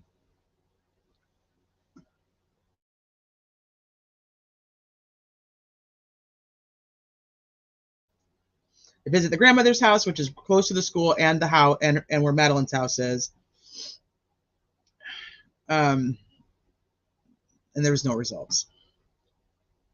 So now she saw her in the morning, but remember, the reporter asked her the last conversation she had with Madeline, and she says it was the night before when she was excited about all of her gifts and that she was going to bed. Now she's just saying she observed her getting dressed in the morning. Maybe she didn't actually talk to her, and I'm being picky, and it's semantics, and it is what it is. Only thing I believe, went to vape shop, then home, and stayed there. Well, we do know that he ended up with a flat tire because he's caught at some point changing the tire. And I think, do I have that picture of the car? Oh, I think I do.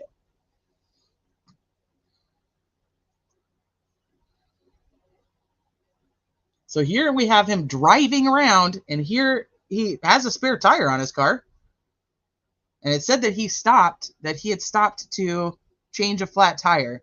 I believe it was after. Somebody can tell me that in the timeline because I was so trying to figure out all the morning timeline. And she's going to wait for her to call her. She's going to wait for her to call. But Madeline didn't have a phone. And I'm pretty sure Mom didn't have a phone at that point either because I think they had taken everybody's phone. Oh, that's another one. 15-year-old Sebastian out of Tennessee, same county as Summer Wells. Thank you for bringing his name up and making awareness on that. He's been missing for 9 days. I thought today was 10. Is it 9?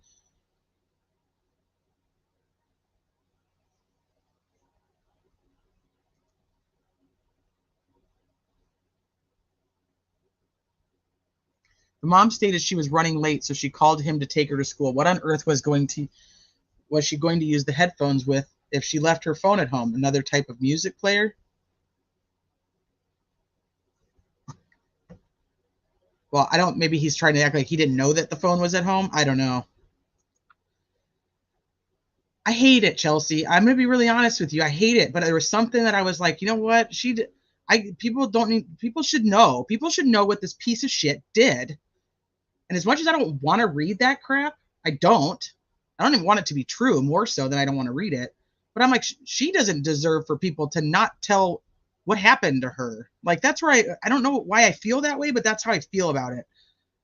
Because I wasn't going to talk about it. I wasn't even able to finish talking about Audrey Cunningham's case. It's like, these fucking garbage human beings, and it's so preventable that I it's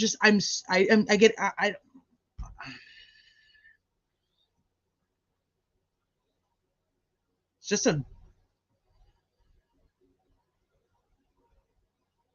people should know her name. And I think people should know what a piece of shit he is.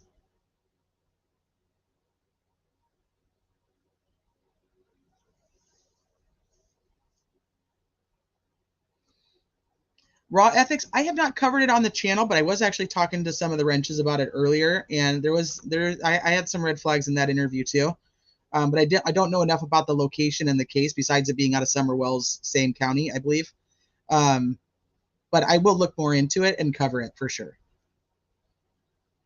Like, why are they protecting? Why are our parents protecting these kids? I could not imagine just like not giving a shit what happened to my fucking kids. Like, I can't, for the life of me, I just can't wrap my freaking brain around it.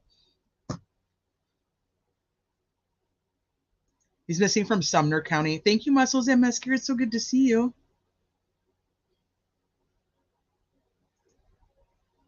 I don't think she's telling the truth. That's my opinion. I know that people don't want to go after mom, you know, because she's obviously a victim currently, but I'm struggling. So, oh shoot, I didn't grab that news footage. So they had this press conference where they talk about that they found her in the car, or they saw her in the car, and they do believe that she was passed away when she was in the vehicle. As we know, he says that you know, she was sleeping on the way to school. He also tells us that he was checking cameras. So don't forget that. He was checking cameras, so he knew what cameras were going to capture him. He knew where he was going to be seen. He tells us he looked for cameras. Which cameras were facing the streets? So saying she was sleeping in the car is a very important part to that story, in my opinion. So they end up finding her that afternoon. Hi, I'm Sheriff Lopez. I don't know if this actually has like a full press conference. This is the only clip of this gentleman talking, and we're going to talk about him in a hot minute too.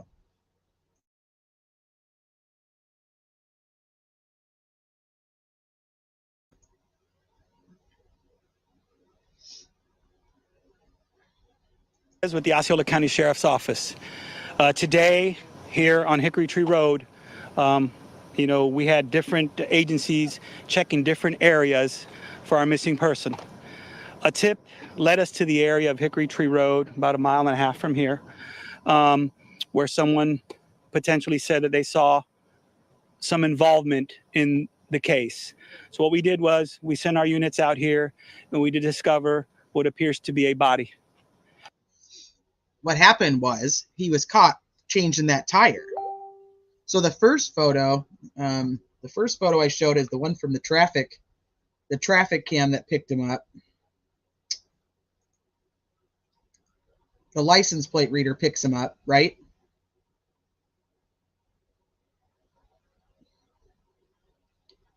And then this is how they get tipped off to the area, because he ends up having to change his tire not far from there. I don't know the time of the tire change though. So if somebody does know that, I don't know that. The body has clothing very similar to what the victim was last seen wearing. So what we're doing right now is we're waiting for the forensics units to do their investigation and make sure that they secure this crime scene very. We also are waiting for the medical examiner's office. So we have a body, but we cannot say it is the victim's body at this time until it's confirmed from the medical examiners. I'm Vinny Politan. Thank you for joining.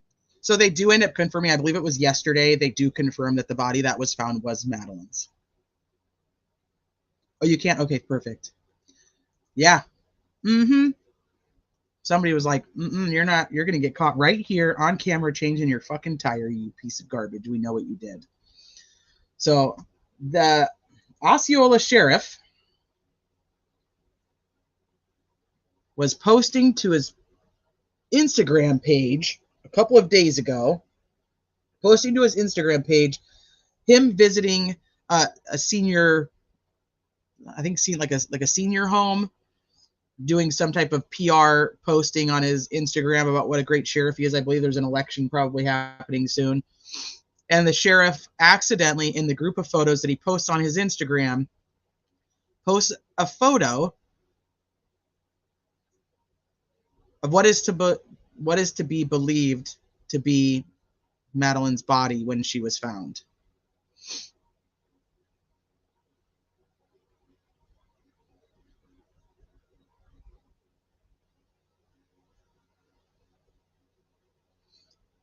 He immediately takes it down, but as you know, screenshots last forever.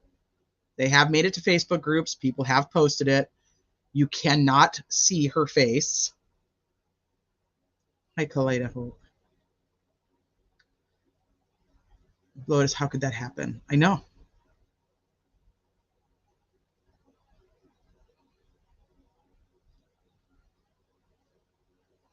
Yeah, so he accidentally posts it. You cannot see her face. What you do see is jeans and a green sweatshirt.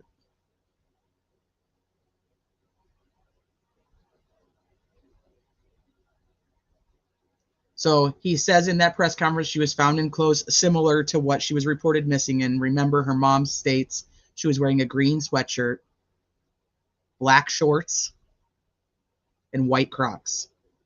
I have Maligator, yes. It was posted in Facebook groups. It probably still is.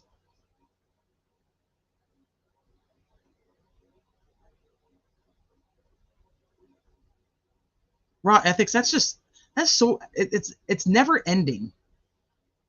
It's never ending. The presser I had up, this one. So did I just not play it far enough? Stearns moved her body in the early morning hours. She had on jeans. Like I said, it is not. Nobody has outright confirmed that is her. But it was posted the day after she was found, and it is assumed to be her. The apologies are all under having to do with Madeline Soto. He obviously was on the scene. We know that because he does the press conference from the scene. Yeah, she was not wearing shorts. Right, Sniper? I know. Okay. Is this one ATS? Not sure. I'm reading it from an article. Friday presser. This is it. Yeah. I'll keep playing this one then. And then I have a couple more we can go through too. Not the pressers, but some other information. On that day, we have video evidence that shows Stephen Stearns discarding items in a dumpster in that apartment complex in Kissimmee at 7:35 on Monday, February 26. Detectives later recovered Madeline's backpack and her school-issued laptop from that dumpster. At 8:19, we have evidence that shows Stephen Stearns returning to the complex, and Madeline was visible in that vehicle. We believe she was already dead at that time. As a result of that, although the initial missing persons investigation started in Orange County, the Kissimmee Police Department will now be taking over the investigation and will become the lead agency. And of course, this whole thing is because it's right on the border of the counties, and so because she was reported missing, it actually would have been by the school. So that's why you hear him talking about changing from Orange County. So she was reported missing from the school. That's where they were looking, but now they believe she was actually killed in Kissimmee, closer to home, if not in the home, and that's where things were being disposed of. He's just talking about like the change of jurisdiction, essentially. The Orange County Sheriff's Office, all of our support personnel will be available and will still be assisting in this investigation. So at this time, I'm going to turn it over to Chief Holland from the Kissimmee Police Department. Chief. Thank you for being here. As Sheriff Mina said, this is still an active and ongoing investigation, and there is a lot of additional information that we cannot release at this time. I do want to note that Stephen Stearns was transported from the Orange County Jail to the Osceola County Jail, where he is being held on capital sexual battery charges filed by the Kissimmee Police detectives. Right now, our top priority is recovering Madeline. We are still appealing to our community for its help in this case.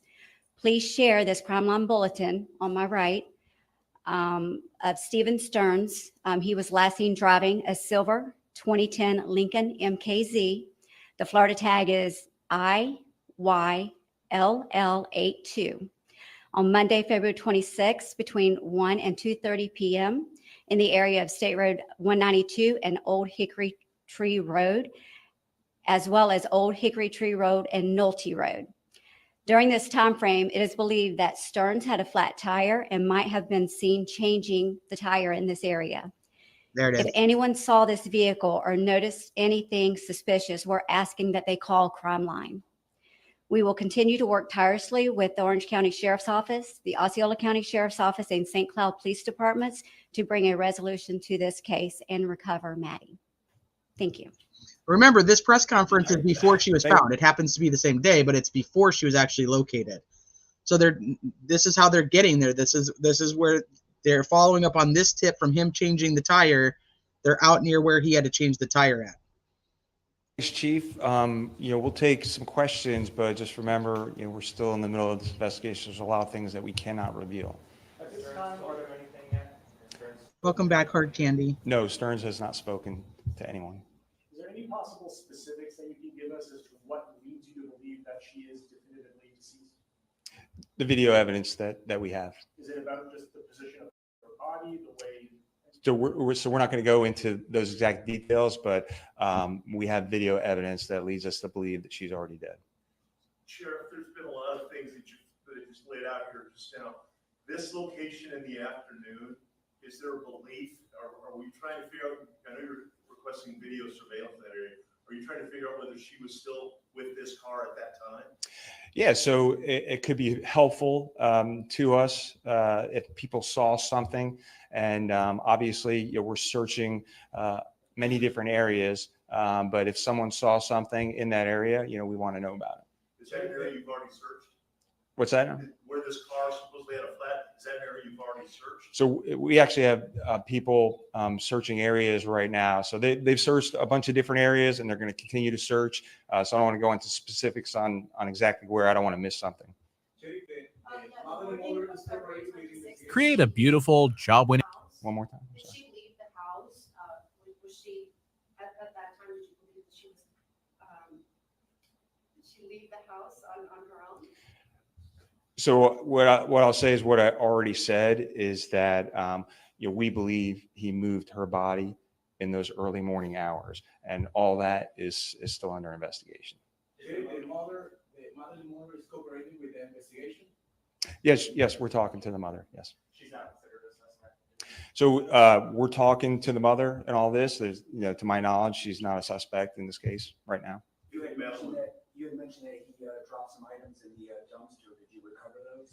That's correct. So from the dumpster, we recovered her backpack and her school issued laptop. Sheriff, do we believe that I know that you're piecing things together with different portions of video. Is it the department's belief that she was killed at the house?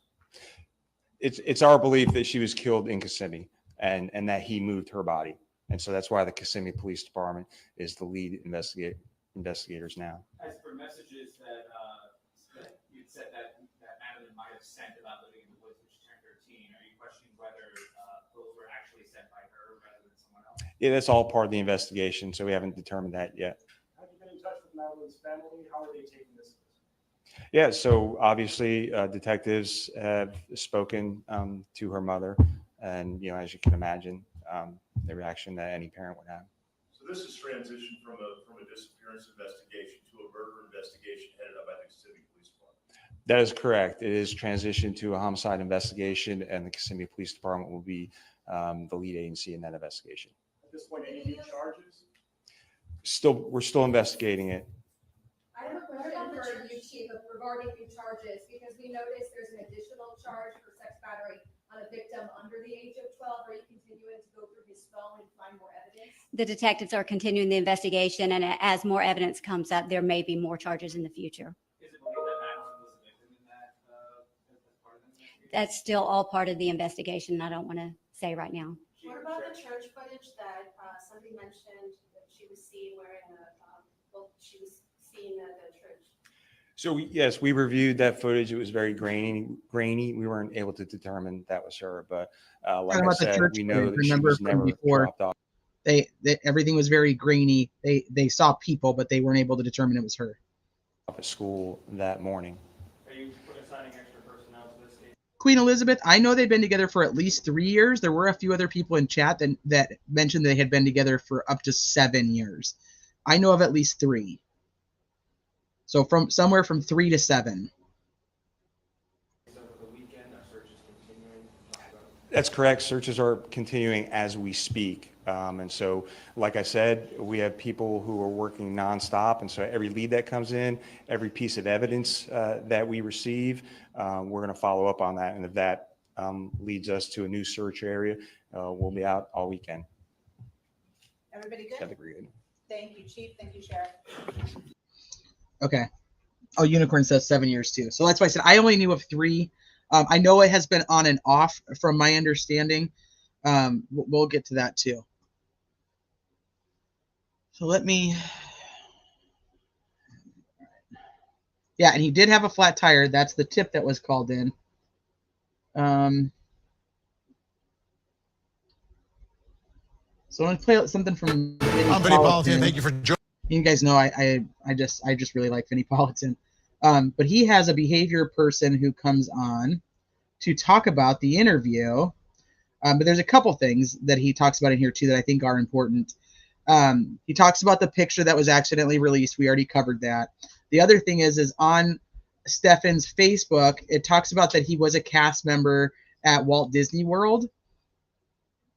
Hold on one second, you guys.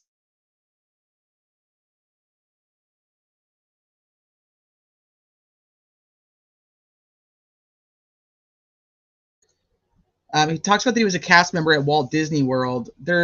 This seems to be kind of up in the air right now. It looks to be that, and Vinny will talk about this here in a minute, that at the time of this arrest, he was not a cast member at Walt Disney World. He also worked with real estate. His parents were into real estate, well, his father was into real estate, and his mom was actually a dog breeder. I believe it was giant poodles. But at the time of this arrest, when Walt Disney World is contacted, they say they do not have an employee there. They don't have anybody working there at this point. That is that name. They don't say from before though. So, but I am going to play this, and I'll just play this little part about Disney, and then it goes right into the body language analysis, which I thought was, I mean, she's obviously way more educated than I am, but I agreed with her. Oh, Mace Mama, you got to go? Okay, good. Thank you for being here, honey. The police officers should review the interview of Mom Jennifer so they pull out the contradictions and fake stories. She should be in jail at this moment. Problem is that contradictions in the stories aren't going to be enough to put her in jail. It's just not. It's unfortunate as that is. It's just not. It's not going to be enough. They're going to need some type of, I mean, you have to think of it like this. If you're on the jury and you're listening to this case, and what the evidence that's presented by a prosecutor is Mom's story changed 3 times under stress, duress, her daughter was missing. Is a jury going to convict her? No, prosecutor's not going to press charges. So, but very interesting. So I'm going to play this. We'll talk about that too, Ashley. Yeah. And Vinny Politan does have his own YouTube channel now where he's like going live, like legit, just a regular old person just going live on YouTube, which is funny. But this is actually him from Court TV. So I'm going to play this. They'll talk about Disney, and then they're going to talk about the body language analysis. Member. So based upon that, a lot of folks are a little worried based upon the allegations he's facing now for those photographs on his cell phone that he was arrested for. Sexual abuse. We believe that victim in those photos is Madeline, but working at Disney. So here's what the Orange Observer is reporting about whether or not he works at Disney. And despite information on the Facebook profile belonging to Stephen Stearns, the man arrested February 28th in the case of missing 13-year-old Madeline Soto was not a Disney cast member, officials confirmed. So not a cast member. Was he a former cast member? Did he ever work there? Did he work for a subcontractor there? Those questions we still don't know. And I'm not sure if he had any interaction with guests at the park. But the latest that we're getting on this, the official word is he was not, and or is not, or was not at the time of his arrest. So we'll continue to try to figure out more of that. Finally tonight, I want to get into some body language analysis because The suspect in the cell phone case, who's a suspect in the disappearance and murder of Madeline, the boyfriend of the mother, gave an interview on television, as did the mother. So what is their body language telling us in these interviews? Let's bring in our special guest who's joining us from Orlando, Florida. You know her well, human behavior expert Susan Constantine, back with us. Susan, great to see you. Thanks so much for being here. Appreciate it. I want to get into this. I want to show you first Stephen Stern, who agreed to an interview. This is the night after Madeline disappeared, which is also the day before he was arrested. This is all courtesy of WFTV in Orlando. You know that station well. We have the video. Let's watch it together. I dropped her off. Everything looked fine when I drove away. It's the last time we saw her. What were the conversations that y'all had in the car when you dropped her off? Not much. She was asleep for most of the way. Told her have a good day at school when she got out. I love her. Said thanks, love you too. That was it. And so where do you think she could possibly be? I mean, this isn't, as I was told, this isn't normal behavior. This is not normal behavior. She's not the type that would just run off. We don't know where she could be. And we're scared. We just want her home. Are you, in a sense, blaming yourself? It's hard not to. It just keeps coming in waves. This reality keeps hitting. And we don't know where she is. We don't know if she's safe. We're just scared. We just want her home. Conflicting reports here and there. People say they see this or that. None of it's conclusive and none of it's helpful. We just want our baby girl back. Okay, Susan, let's start with Stephen Stearns, who's in custody now for what was found on his phone, but obviously a suspect in this investigation. What are your thoughts about his statement there? There was a lot. There was a lot. In fact, when I was covering this on Fox 35, I urgently stated right on air that the sheriff's department needs to consider this person as a suspect in her missing. So anyway, when I'm watching his body language, you notice that he's looking down a lot. So he does what we call eye blocking. He doesn't make eye contact when he's actually talking to the reporter. That's always a concern for me. But let's cluster things together, okay? So when you see him taking these really deep breaths in and it comes back out, those are manufactured. It didn't go in sync with his emotional affect on his face. There's also, if you look really close, there's asymmetry in his eyebrows. One will lift up a little higher than the other one. Natural emotion will move synergistically or in synchrony on both sides. So anytime asymmetrically is always a side of concern. The other thing is there's no tears, Vinny. We're looking at him. He doesn't have red bloodshot eyes. He doesn't have any tears coming down his face. He's got this kind of scratchiness in his voice, and he's pushing these emotions to appear like he's very sad. Just a friendly reminder, the interview was done the following day, Tuesday. So there should have been super puffy, very red, lack of sleep. I mean, you would think, right? And he's worried. I don't see it. There's no stressors in the forehead. There's no sadness in his eyebrows. To me, it's an all great big fabricated story. And the other thing I want to mention, when he said that she was asleep, I think she was asleep, but it wasn't that she was asleep. In the real world, she was already dead. I think that was where she was already dead at that point. Yeah, the dry wipe always gets me, right? You're dabbing your eye, but there's nothing there to dab. What are you doing? That's why I love Vinny. What are you doing? It's a big fake out. That's all it is. I mean, I've seen that in courtrooms, but and here he is in this moment. I'm surprised that he even would appear on television, but he did. Now, I know you also, as you mentioned, you did the analysis before the arrest, by the way, on Fox 35 down there. And there was another interview with the mother where he's in the background. And a lot of people have been talking about, like, what's he doing back there? It was It was odd behavior. Yeah, so it's almost kind of like stalker behavior where he pushed himself kind of in the background so that he wasn't present in the front of the camera. And it was because he was watching her, watching the environment. Also, too, when he first walked in the room, he made a lot of noise. He bopped down the trash can.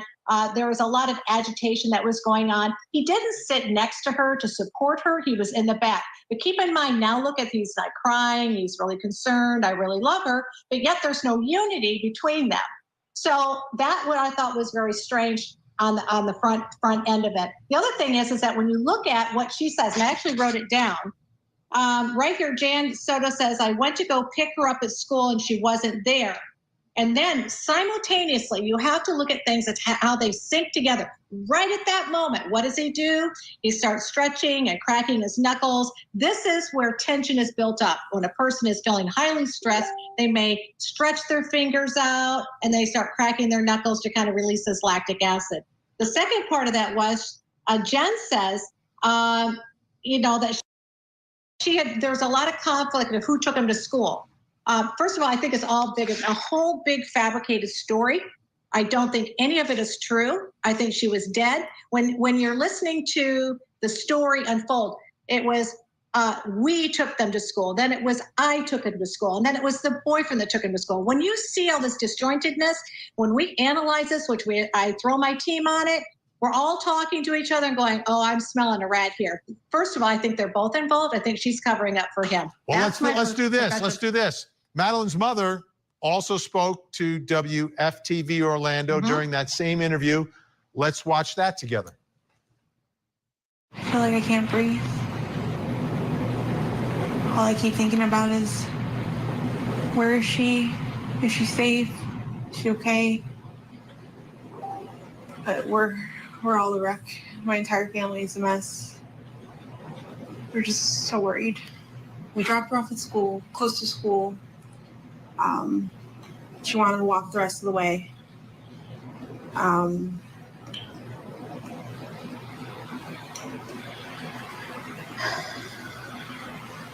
not sure what I'm allowed to share. Spotted walking by the church, Not sure what I'm allowed to share. That still just bothers me so much. What would you be? Your kid is missing. You have no idea where she is.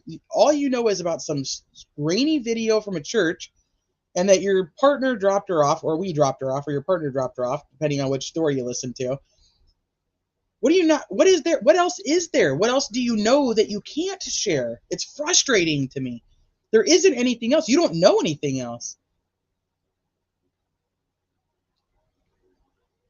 Middle school, on the cameras, they saw her hang out in the parking lot for a little bit and then get up and leave. They didn't see a vehicle or anything else. They just saw her walk away around 9 a.m. heading towards the school. Oh, Hobby Homestead? That's a very interesting catch. But she never made it. In my heart, I feel like somebody took her. This isn't like her to just pick up and run away, or just not go to school. I don't know what to think. We're desperate for any answers, anything that you could do to help. I'm here for it. Just please, if you see my daughter, just please bring her home. I just hope you're okay, Maddie. I hope you're safe. I hope you're not hurt. I just hope she's okay. Okay, Susan, your thoughts here on Mom. Well, first of all, she's in fight or flight. You see her really shaking. This is not your typical nervousness. This is a shivering. Oftentimes you see that when somebody's really in trouble, right? You see them shaking like if, they're very, very nervous. That's really more of a nervous. You see her looking up a lot, which we call the three-corner white, but from the bottom. She's searching for answers. There's pauses in between her thoughts. She kind of loses her thought. She's then asking the interviewer about what she should say or what she shouldn't say, or maybe I shouldn't say it. That's really odd because that would almost imply that she was talking to an attorney or something, that she was kind of prohibited in saying something. The other thing is again, remember she saw her going across the street. We dropped her off. I think that she did, but it wasn't that day. And this is what liars do. And Casey Anthony was really good. It's a great question, Joseph Christine. Did she ever say, Maddie, I love you, Maddie, anything like that? No, I don't think she ever did. Good at this. She would play out things in her mind that had happened, occurred before, or that she visualized it, somebody else doing it, but putting herself in that situation. So I am telling you right now, Vinny, and I will bet my career on it, the mother's involved. She's covering it up for the boyfriend. I don't think she had anything to do with it, but I think there was a high conflict between her and that birthday party. When you look at the language, and there was a conflict between the mother and the daughter. I even asked Fox 35, I said, hey, what's going on with this relationship with mother-daughter? There's a high conflict. Why? Because early on, you could listen to her tone. There's a lot of videos. She was an agitation, almost some anger that I could hear in the back of her voice. So the other thing is there's no tears, there's no sadness, there's no remorse. And I have to ask you a question, Vinny, and any of your viewers out there. Did you feel any emotion there? No. There you go. There you go. Vinny has been covering this on Court TV and on his personal channel. And I'll tell you, he's been very good about trying to give the mom the benefit of the doubt. But every live that he does, or every video that he does, or interview that he does, he's just like, shit, I don't know. And that's the question I was asking you guys is, do you feel anything? Do you feel anything from her? Because I don't, except for maybe detachment. Very detached. Like, I'm supposed to be here. This is my story. Literally repeats it word for word. We didn't. We didn't. And I hate, and again, no one's been charged at all in what has happened to her. We only know about the charges relative to the cell phone. The investigation continues. But it's a big part of the investigation. What was going on in the house, what's going on with the relationships, all significant stuff. Susan, always great to have you on the show. Yeah, I thought she did a great job. Like I said, she's obviously way more educated than me, but I'm like, I agree with you. I agree with you, Lady Constantine. I got nothing. Void. Empty. No emotion. And I'm an empath. Jeez. I just feel nothing. I think he killed her the night of the birthday party. I'm thinking so too. I would love to. You know that you have a controversial opinion. Oh, serendipity. If you tell me you think she's innocent, I don't know. I love you to death. I can overlook it, I think. Dr. G's video went private. I don't know if they will. And so Florida is one of the states that a lot of the laws around this kind of stuff has actually changed. They used to be one of the easiest, I shouldn't say easiest, but most open. I mean, that's what it is, an open records act. They used to give you anything and everything. They have changed a lot of their laws, and I'm not sure that we will get an autopsy result. We might get a cause of death, a manner of death. I mean, I think that we know that it's homicide. But we might get a cause of death. I don't know if they'll give us any of the other information, to be honest with you. Like, you know, a lot of people have been speculating that maybe she was pregnant. Maybe they were worried about her getting pregnant, something like that. I don't know if we'll get that. It depends. It depends on what the laws in Florida are. And I know they're much more strict than they used to be. I mean, I know that when some of the other cases, I got open records. They'd send me stuff before the trial even happened. I had crime scene photos of really a lot. Oh, serendipity. Okay, I love you. I love you. I love you. You know, I can't stand Casey Anthony. I can't. That's one. She's one of those. Even though I try to go with as much due process and constitutional rights, and you're innocent until proven guilty. I really tried to do that around here, but then there's people like Casey Anthony that I'm like, that bitch is guilty. I don't give a shit if the jury said she wasn't. That bitch is guilty.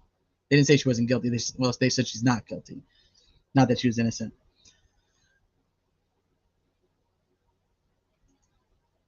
I hope that's not the case, but I do not have a good feeling, Teresa. I just don't. I was obsessed with that trial too. I named my daughter Kaylee.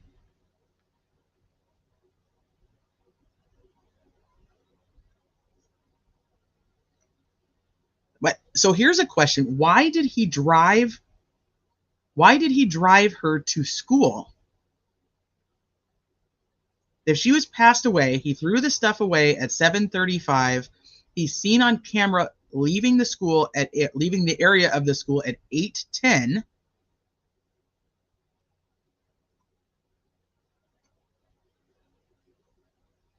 And then drove back home with her body. So do they have him leaving the home with her body? When do they have him leaving the home? Like, those are the kind of questions that I think we will get answers to probably much sooner than what the autopsy is going to show. But why did he go? He went to the school. You guys think that he was going to possibly an alibi though at 8:10? School didn't start till 9:30. So I mean, that's like super early. The only thing I can think of is he was going to dump her by the school. That's the only thing I can think of. Is that was the original, and maybe somebody was there and he wasn't able to do it.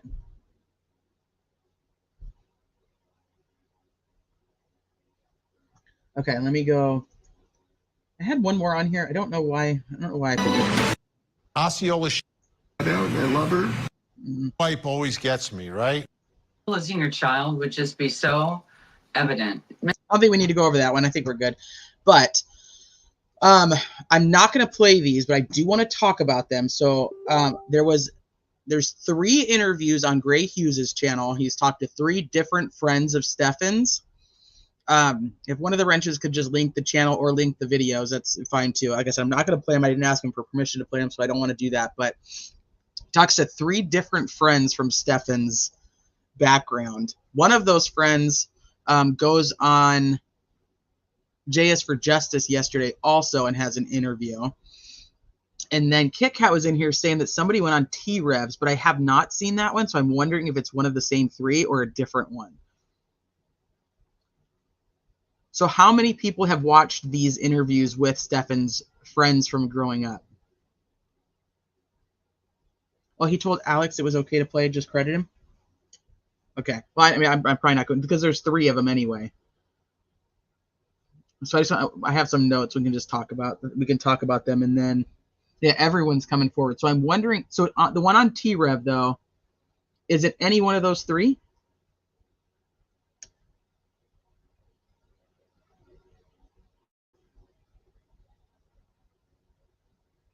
Yeah, they're only like 25 minutes apiece. I watched all of Gray's, and like I said, JS for Justice also had Chase on, which Chase was one of the first ones that was on Gray's. So I'm trying to figure out. Let me just look up T-Rev and see if I can figure out. Okay, so no, it was another friend. Okay, hold on.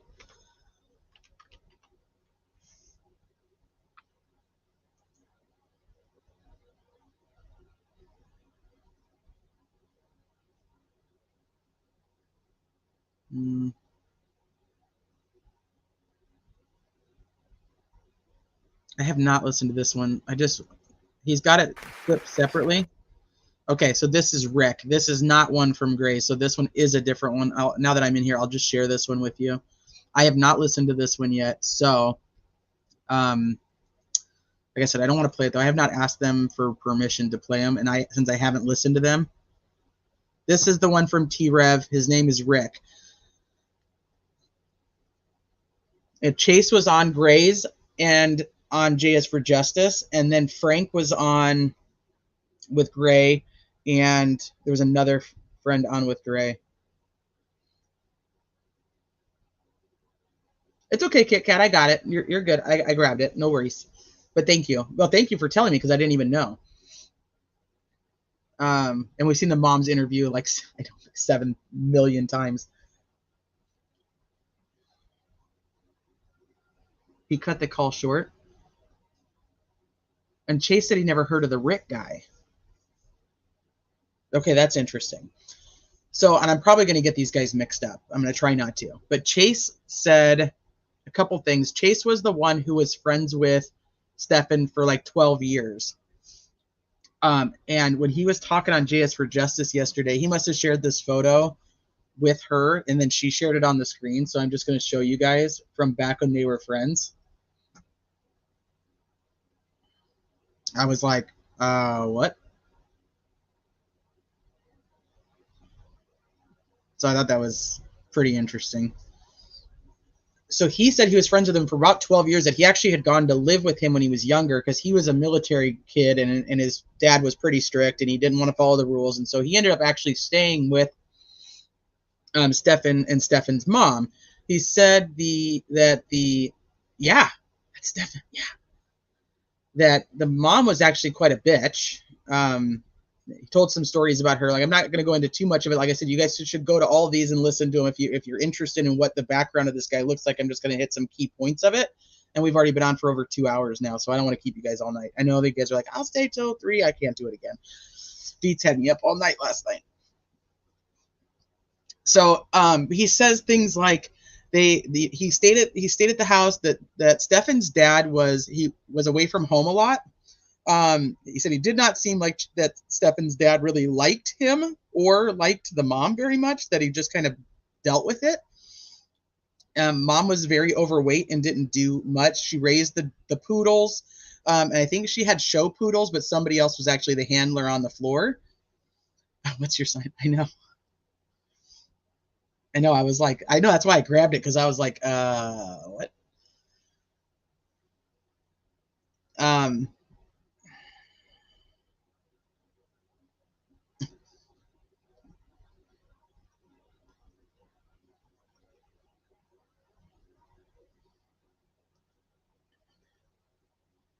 Oh yeah, Happy, he kind of does. So he said that he lived with them when he was younger, teenage years, because he was kind of a troublemaker, and his parents were like, either follow the rules or get the hell out, and so he got the hell out and went and stayed there. That Stefan's mom was kind of a bitch, but she was overweight, so she wasn't really doing too much of anything. She said they had a very interesting relationship where she kind of coddled him. But then she was also very abusive to him, like verbally abusive. He said that he did not know of any type of sexual abuse or anything like that ever took place, but that they had a very different relationship than what he was used to with his family when he was a military kid, so things were different. He said that he actually had moved out with Stefan, and they were living together, and they had gotten in an argument, and Stefan threw a temper tantrum, he said, and was kicking and screaming on the floor. There's so many details in these. That's why I'm like, you have to go through. Riley, that actually makes sense. The vampires might come for him too. That they gotten in this argument, and that Stefan ended up actually pulling a gun on him, and he ended up calling his dad and was like, nope, I'm done. I can't do this anymore. And they called it quits. They were no longer friends after that. Now, there's a few interesting things that all of these guys, besides Rick, because like I said, I have not listened to Rick, but all of these guys said was that Stefan was very into anime. He was very into Digimon. He was very into video games. He collected Tamagotchis. It was kind of interesting though, because one of the friends was like, yeah, the Tamagotchi thing really kind of was weird to me, but I was like, dude, you guys are over here playing Digimon, the whole thing's fucking weird, let's be real. That's all very old school. I can't even read the chat because it's when you're Twilight, you guys are killing me. Yeah, the Tamagotchis, and he's collecting Tamagotchis. He's collecting Star Wars toys. Well, and here's the thing: Star Wars that one's not really as big of a shocker to me. There are things on his Reddit account where he is talking about doing painting little figures and things with Madeline. I know Nerd's picking out what's too weird. He's like, yeah, we played Digimon together, but, once he started collecting the Tamagotchis, I was like, all right, dude, you're taking it too far. And I was like, okay. The other friend was like, he had known him over the last few years, and was the one that was talking about how the relationship with Jen and Stefan went, and saying that they were on and off, and Stefan had lived there. He'd moved out. He went back to live with his mom. He came back and lived there. He lived in a spare bedroom because he missed Madeline. I don't even like saying that, but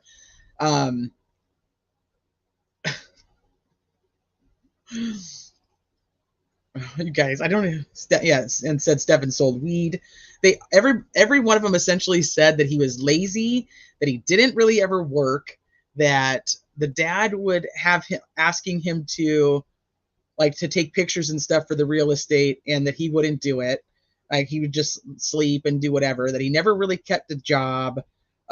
Essentially he was lazy, but his family came from money. But one of the friends does talk about that the family must have been losing money somehow, and it's probably because it was when they were out in California during like the peak of real estate hikes in California, and I think that you live to your income, right? And then once that income is not there, you kind of have to go down. You have to lessen. So I should probably just take the chat off my screen right now because I can't even think. You guys are killing me. Hold on, I think she posted another one, but this was the best one. She did post another one. I think that he had sent her. She posted a few. But like I said, I want you guys to go watch the interview over there. It's actually a very good interview. Chase seems super legit. He does say something when he was on Grey's that kind of caused a bit of an uproar. So he talks about when he was younger, another friend of theirs had some type of shared, and I'm probably not going to say it correctly, but some type of shared Google account or file or something like that. And that when the friend went into the Google file, he saw a bunch of pictures of his girlfriend, the friend's girlfriend, and another folder that had something to do with some younger girls. Chase said he believed that the friend was actually paid off by Stefan's mom. So that's what he talks about on Grey's interview. And then when he was on J is for Justice yesterday, he's like, I don't know if he was actually paid. I don't know exactly what was found on this other folder. He said, at that point, we were younger. I was more pissed, and we were trying to figure out like how the hell he had all these photos of our other friends, girlfriend getting in and out of the shower. And so he kind of backtracks it a little bit. And now whether he's doing that because he obviously got a ton of shit. He got a ton of shit for his friends knew that he had some type of CCM on his files, and nobody turned him into the cops, and one of the friends took a payout. So that caused some ripple effect throughout social media when this came out, because it's like, you guys could have actually prevented this. Now, I don't know. And I also don't know when they're talking. I'd have to go back and re-listen to all of them. That's why I'm saying I want you guys to go listen to them. There's 3 interviews on Grey's. There's one on J is for Justice. And apparently there is another one, and I'll drop that link again, and I have not listened to this one myself, of another friend that went on T-Revs. One of the friends also said that he knew him when...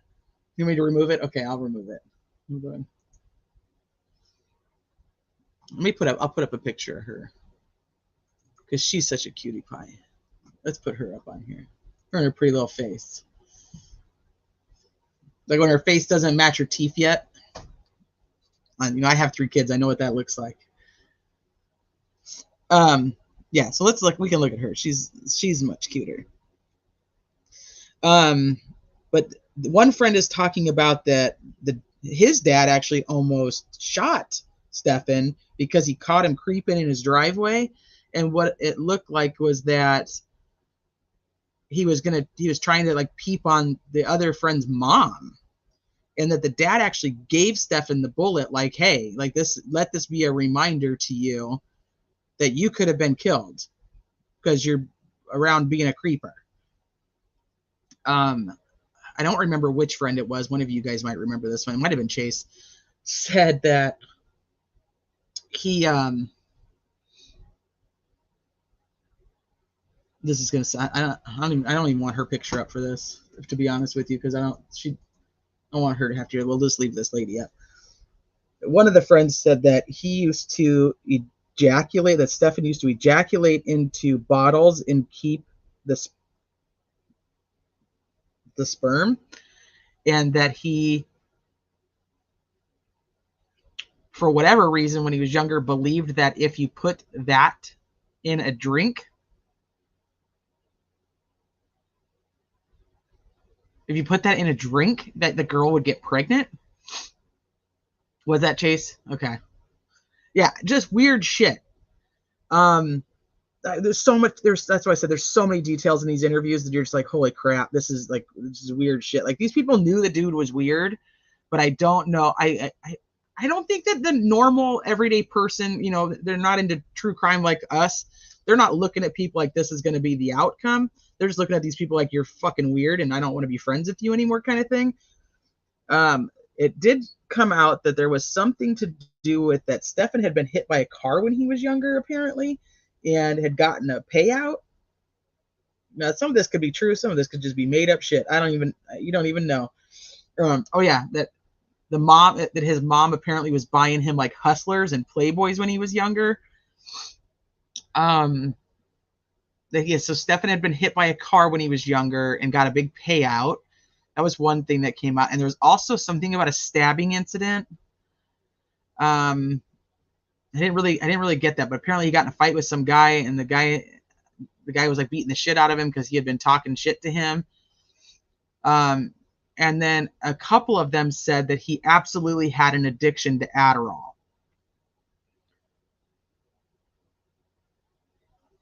And that there was that he was prescribed it, but there was some of them would say, I guess it would be like a dosing issue, that he would take too much. Well, I only bring that even up because obviously there are people who are prescribed Adderall. The only reason I bring that up, though, is because of how many times her mom was talking about, how many times Jen was talking about Madeline having ADHD. That she made sure to continuously bring that up, and that she had taken her to the doctor, and one doctor said this and one doctor said that. So supposedly there's a car that he'd been hit by a car when he was younger. He'd been in a fight where there was a stabbing that occurred, and he had the friend last night on Gray's. Oh, there was another friend on Gray's last night? Is that the third friend? Well, he lived in California, also Georgia, and Florida. So there's a couple friends that are contacting people from different places.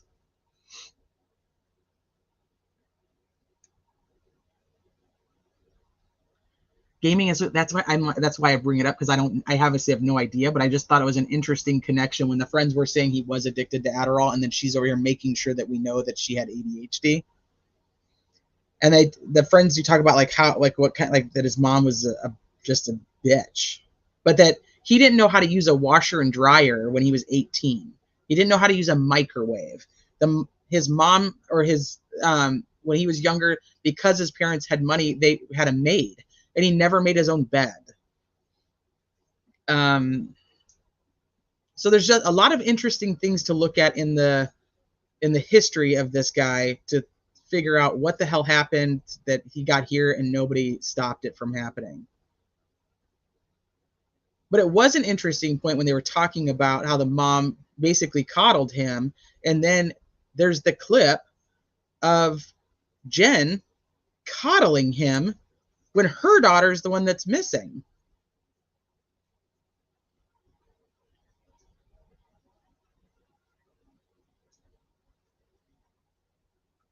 I was an ESE teacher, and a lot of kids' parents take their meds. That's just fucking sad. Yeah. Yeah, happy. Yeah. And then he thought that he could get people pregnant by putting it in their drinks. Addie? Oh, maybe. Maybe.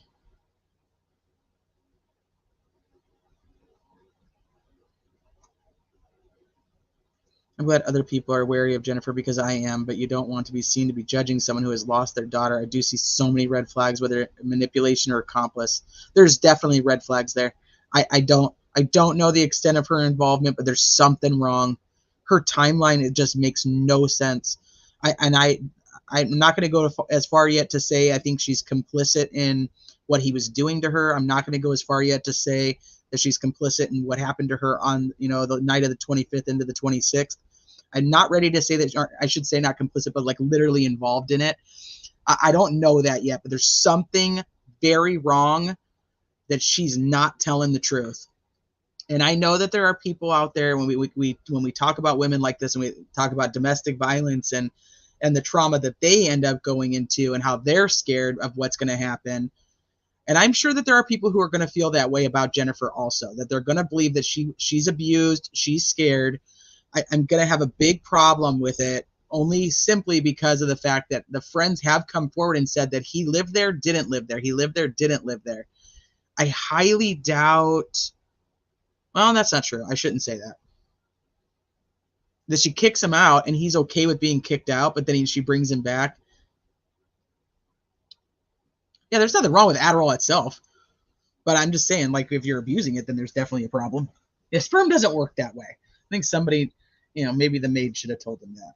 But there's a couple friends who say that he had some weird situations. Like he wanted to bring a girl to a party when they were like 18, 19, or maybe early 20s. And they said he told his friends like the girl's 17.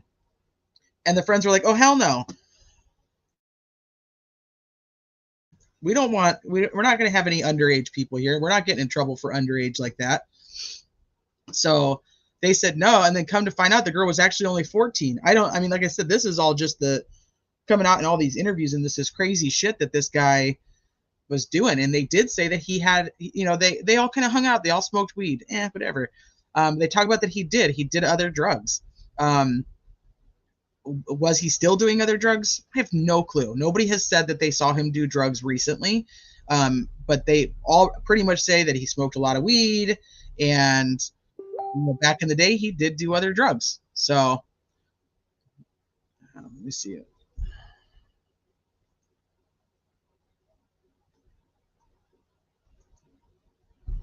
Is that him? ATS, is that him? No way. What is he? Is that him at Disney? Hold on, I'm gonna find it. Let me grab it.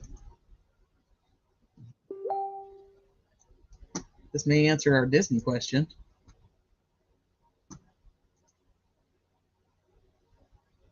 Thank you, ATS. Yeah, apparently there you go. Please be another epic photo. This is just fucking creepy that the dude is working at Disney. My son never did laundry at 18. He was in high school and college basketball. He got a girl who had a crush on him in college to do it. Now he's married. He cleans, cooks, and does laundry.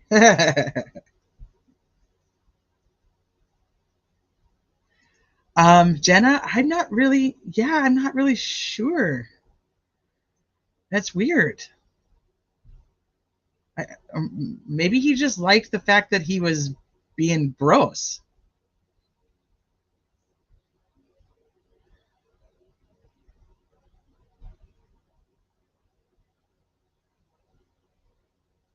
Like poor little Harmony. Yeah, he wasn't a mascot. All creepy in a costume.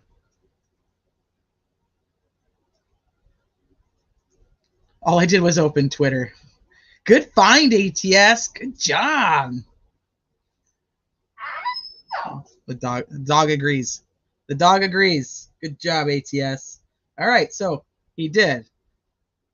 They're all called a cast. And I lived pretty close to Disneyland, so I have a lot of friends who worked at Disneyland when we were younger. They were all cast members, even the ones who worked in the restaurants. Do you think it's possible Madeline stayed the night of the party with Stefan and not at home? And is it possible Stefan wrote the message about living? Well, it would be interesting to know when that message was sent. Absolutely. The other thing is, that's a good question because we don't have the timing. We don't have the timing of when he originally left with her. We know he was at the complex at 7:35 throwing things away. So if he did take her with him and went somewhere else, see, this is also the weird thing because if you go back to the interviews, she's saying like that, her partner took her to school, but then some of the things are saying that she actually wasn't going to be home in time or something along those lines. So then he comes over. Teresa, I've heard people say this too, but then she says that she got home from the birthday party. So I think that we'd have to go more into where does Jennifer's mom live and see if it looks very similar.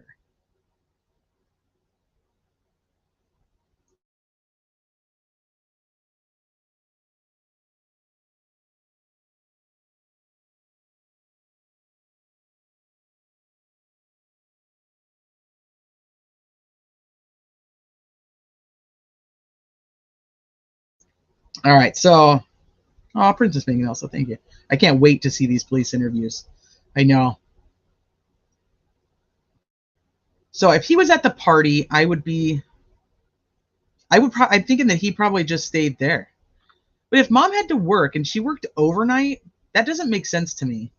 I don't think the mom works overnights. I think she was working like a second shift because remember, she talks about, well, depends on what you believe, I guess. Because she says that when Madeline came home from the birthday party, she was showing them all the gifts that she was excited about.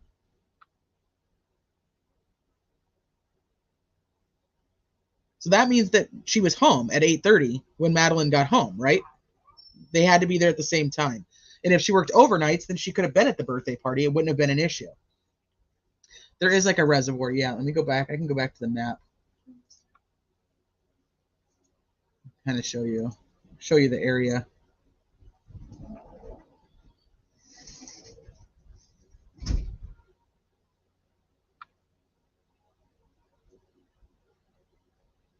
There's like this reservoir, swimming pool, and then this body of water that's back there.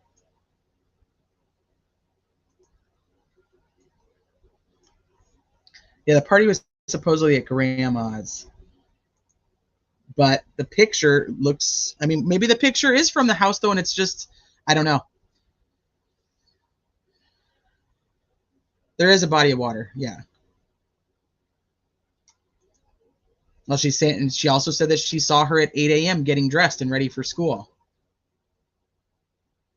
I've only ever heard it as a rumor. I've heard it being speculated in a lot of places, though, that being a motive, for what happened here. For me personally, whatever happened, I don't think was planned. I don't think it was premeditated. I mean, maybe premeditated as of that night, because premeditation, it only takes very little, but I don't think it was planned out for a long time beforehand or anything. It just seems kind of weird the way that everything went down. Why is he driving to the school with her body? But see, like, you go to the school here too. So this is what I was thinking of. If the plan was, we dropped her off at school. Remember the repeated story by mom. We dropped her off at school. Well, not far from the school. She was going to walk. Like that was it was repeated over and over and over again. So here's her school. Here's the preschool that they apparently say they dropped her off at. Now look at all the water over here too. So if the plan was to say, obviously you got a better chance of getting away with something if you drop her off at school and and now she's possibly taken by somebody in this area. He's checking all the cameras to see who's got cameras and whatnot. Maybe he planned on putting her somewhere over here in order for it to fit the story that somebody took her and did something to her there. Like take her from here and, put her in this body of water or put her somewhere here, and something possibly prevented him from doing that.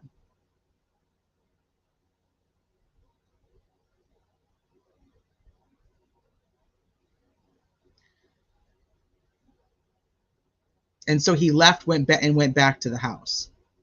And then he's caught on camera at 8:19 in the morning, returning back to the complex. Now, I'll talk about something else that I don't have any proof of, but it has also been rumored that she told her friends at school what was happening. It has been rumored that the aunt has said the mom knew what was happening. Those are all unconfirmed. If you have confirmation, please let me know, because I do not have confirmation of that.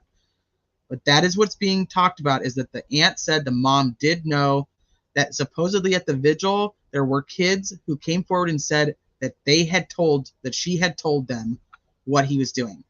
I don't have those interviews. I've never heard them.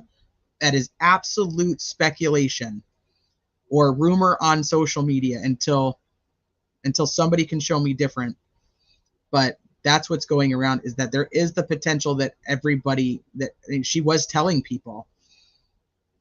The other thing is that there's a conversation with the grandma where the grandma talks about, she makes, and I don't know if I don't have that one pulled up, but she does make the comment about her sleeping alone, about either not wanting to sleep alone. It's worded very weird. If somebody has that or knows the quote.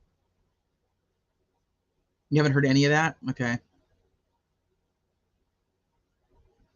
I don't think it's super premeditated, but enough for first degree. I think it was decided he would do it, even if just a moment before. And that's what I'm thinking, Vic, too, because I think the way that it was worded, I remember thinking this could either mean like they didn't allow her to sleep alone, or that she purposely tried not to sleep alone because when she was alone is when he came to her. But the way it was worded, I couldn't tell. It's in Spanish, yeah. Another channel had it. I think it was Mob Crew, actually, who had it translated and played it on his live. It said she doesn't even sleep alone yet, doesn't feel safe. Not word for word. Mm-hmm.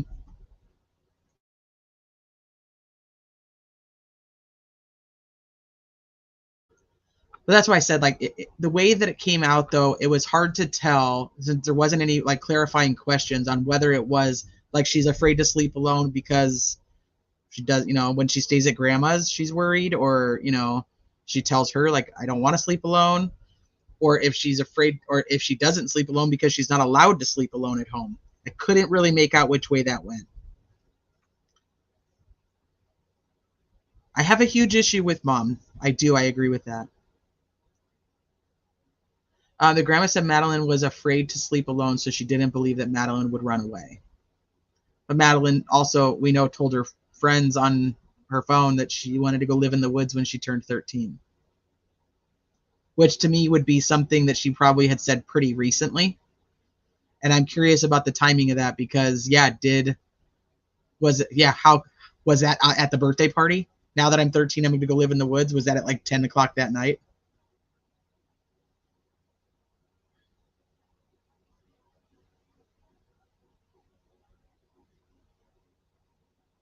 I've heard that too. I just don't know. I don't know if I don't know how factual any of that info is yet.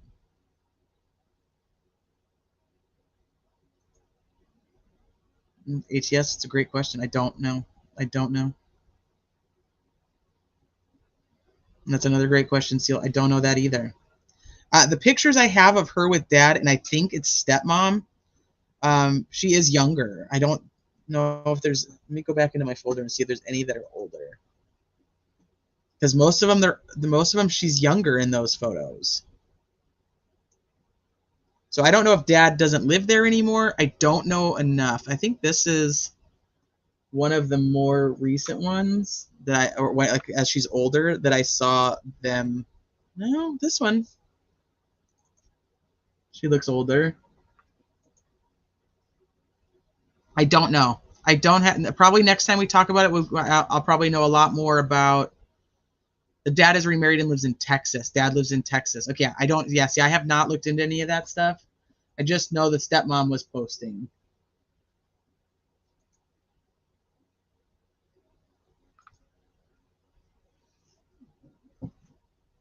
So next time we talk about this, maybe we'll have some more information on that, and we can go a little bit more in depth into the history of him. I don't even know because I can't stand this fucking guy. So I'm almost.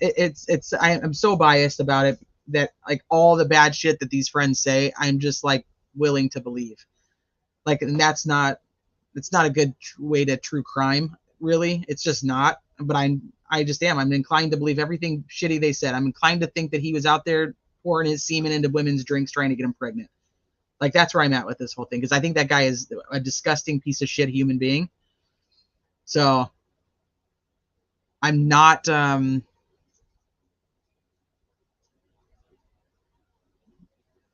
don't know if you want to say the right word. I don't know. Yeah, I don't know.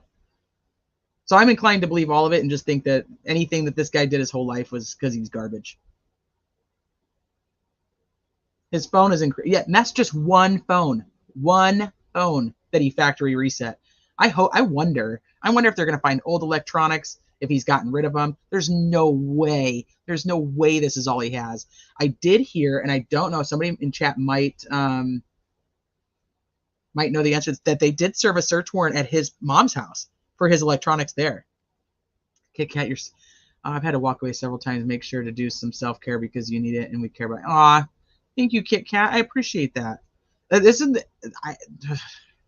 I'm telling you, I had to walk away from Audrey's because and that's one of the reasons I wasn't going to cover this one. I fucking hate him. I hate feeling that way because I know that there's got to be justice still. There's got to be due process. There's got to be all the things that go along with it. But I'm like, you're a garbage human being. You're just a piece of shit. Yeah, so he supposedly was going back and forth living at his mom's house.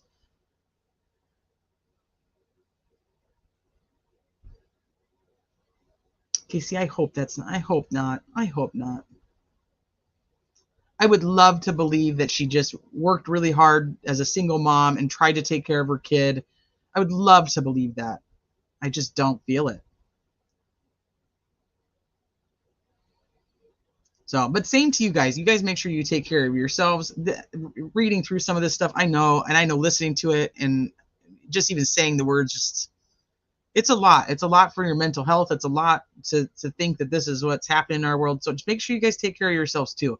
And at any time you ever feel like you have to step away, don't worry about me ever. You always take care of you, take care of yourself. Because it's just, I know I keep repeating it, but it's just a lot. It's heavy.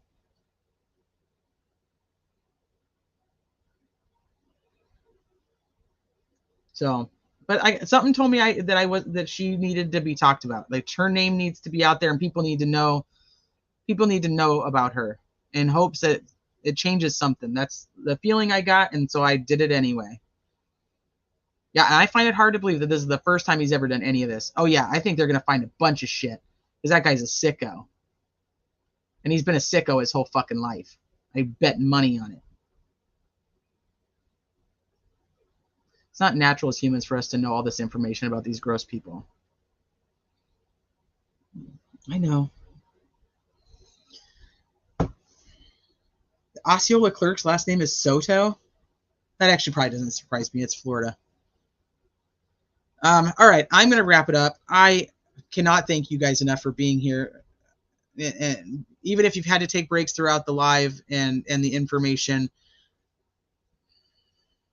I thank you guys for being here. Thank you for caring about Maddie. Thank you for caring about these kids. Thank you for trying to make a difference, even if it's just to go and spread awareness on, what we know and what we learned by following these horrific cases.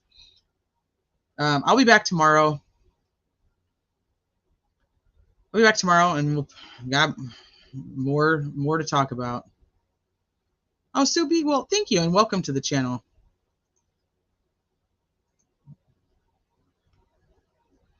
Yeah, I'm determined to see justice for this child, and I'm thinking that I think it's gonna come one way or the other. I'll just say that.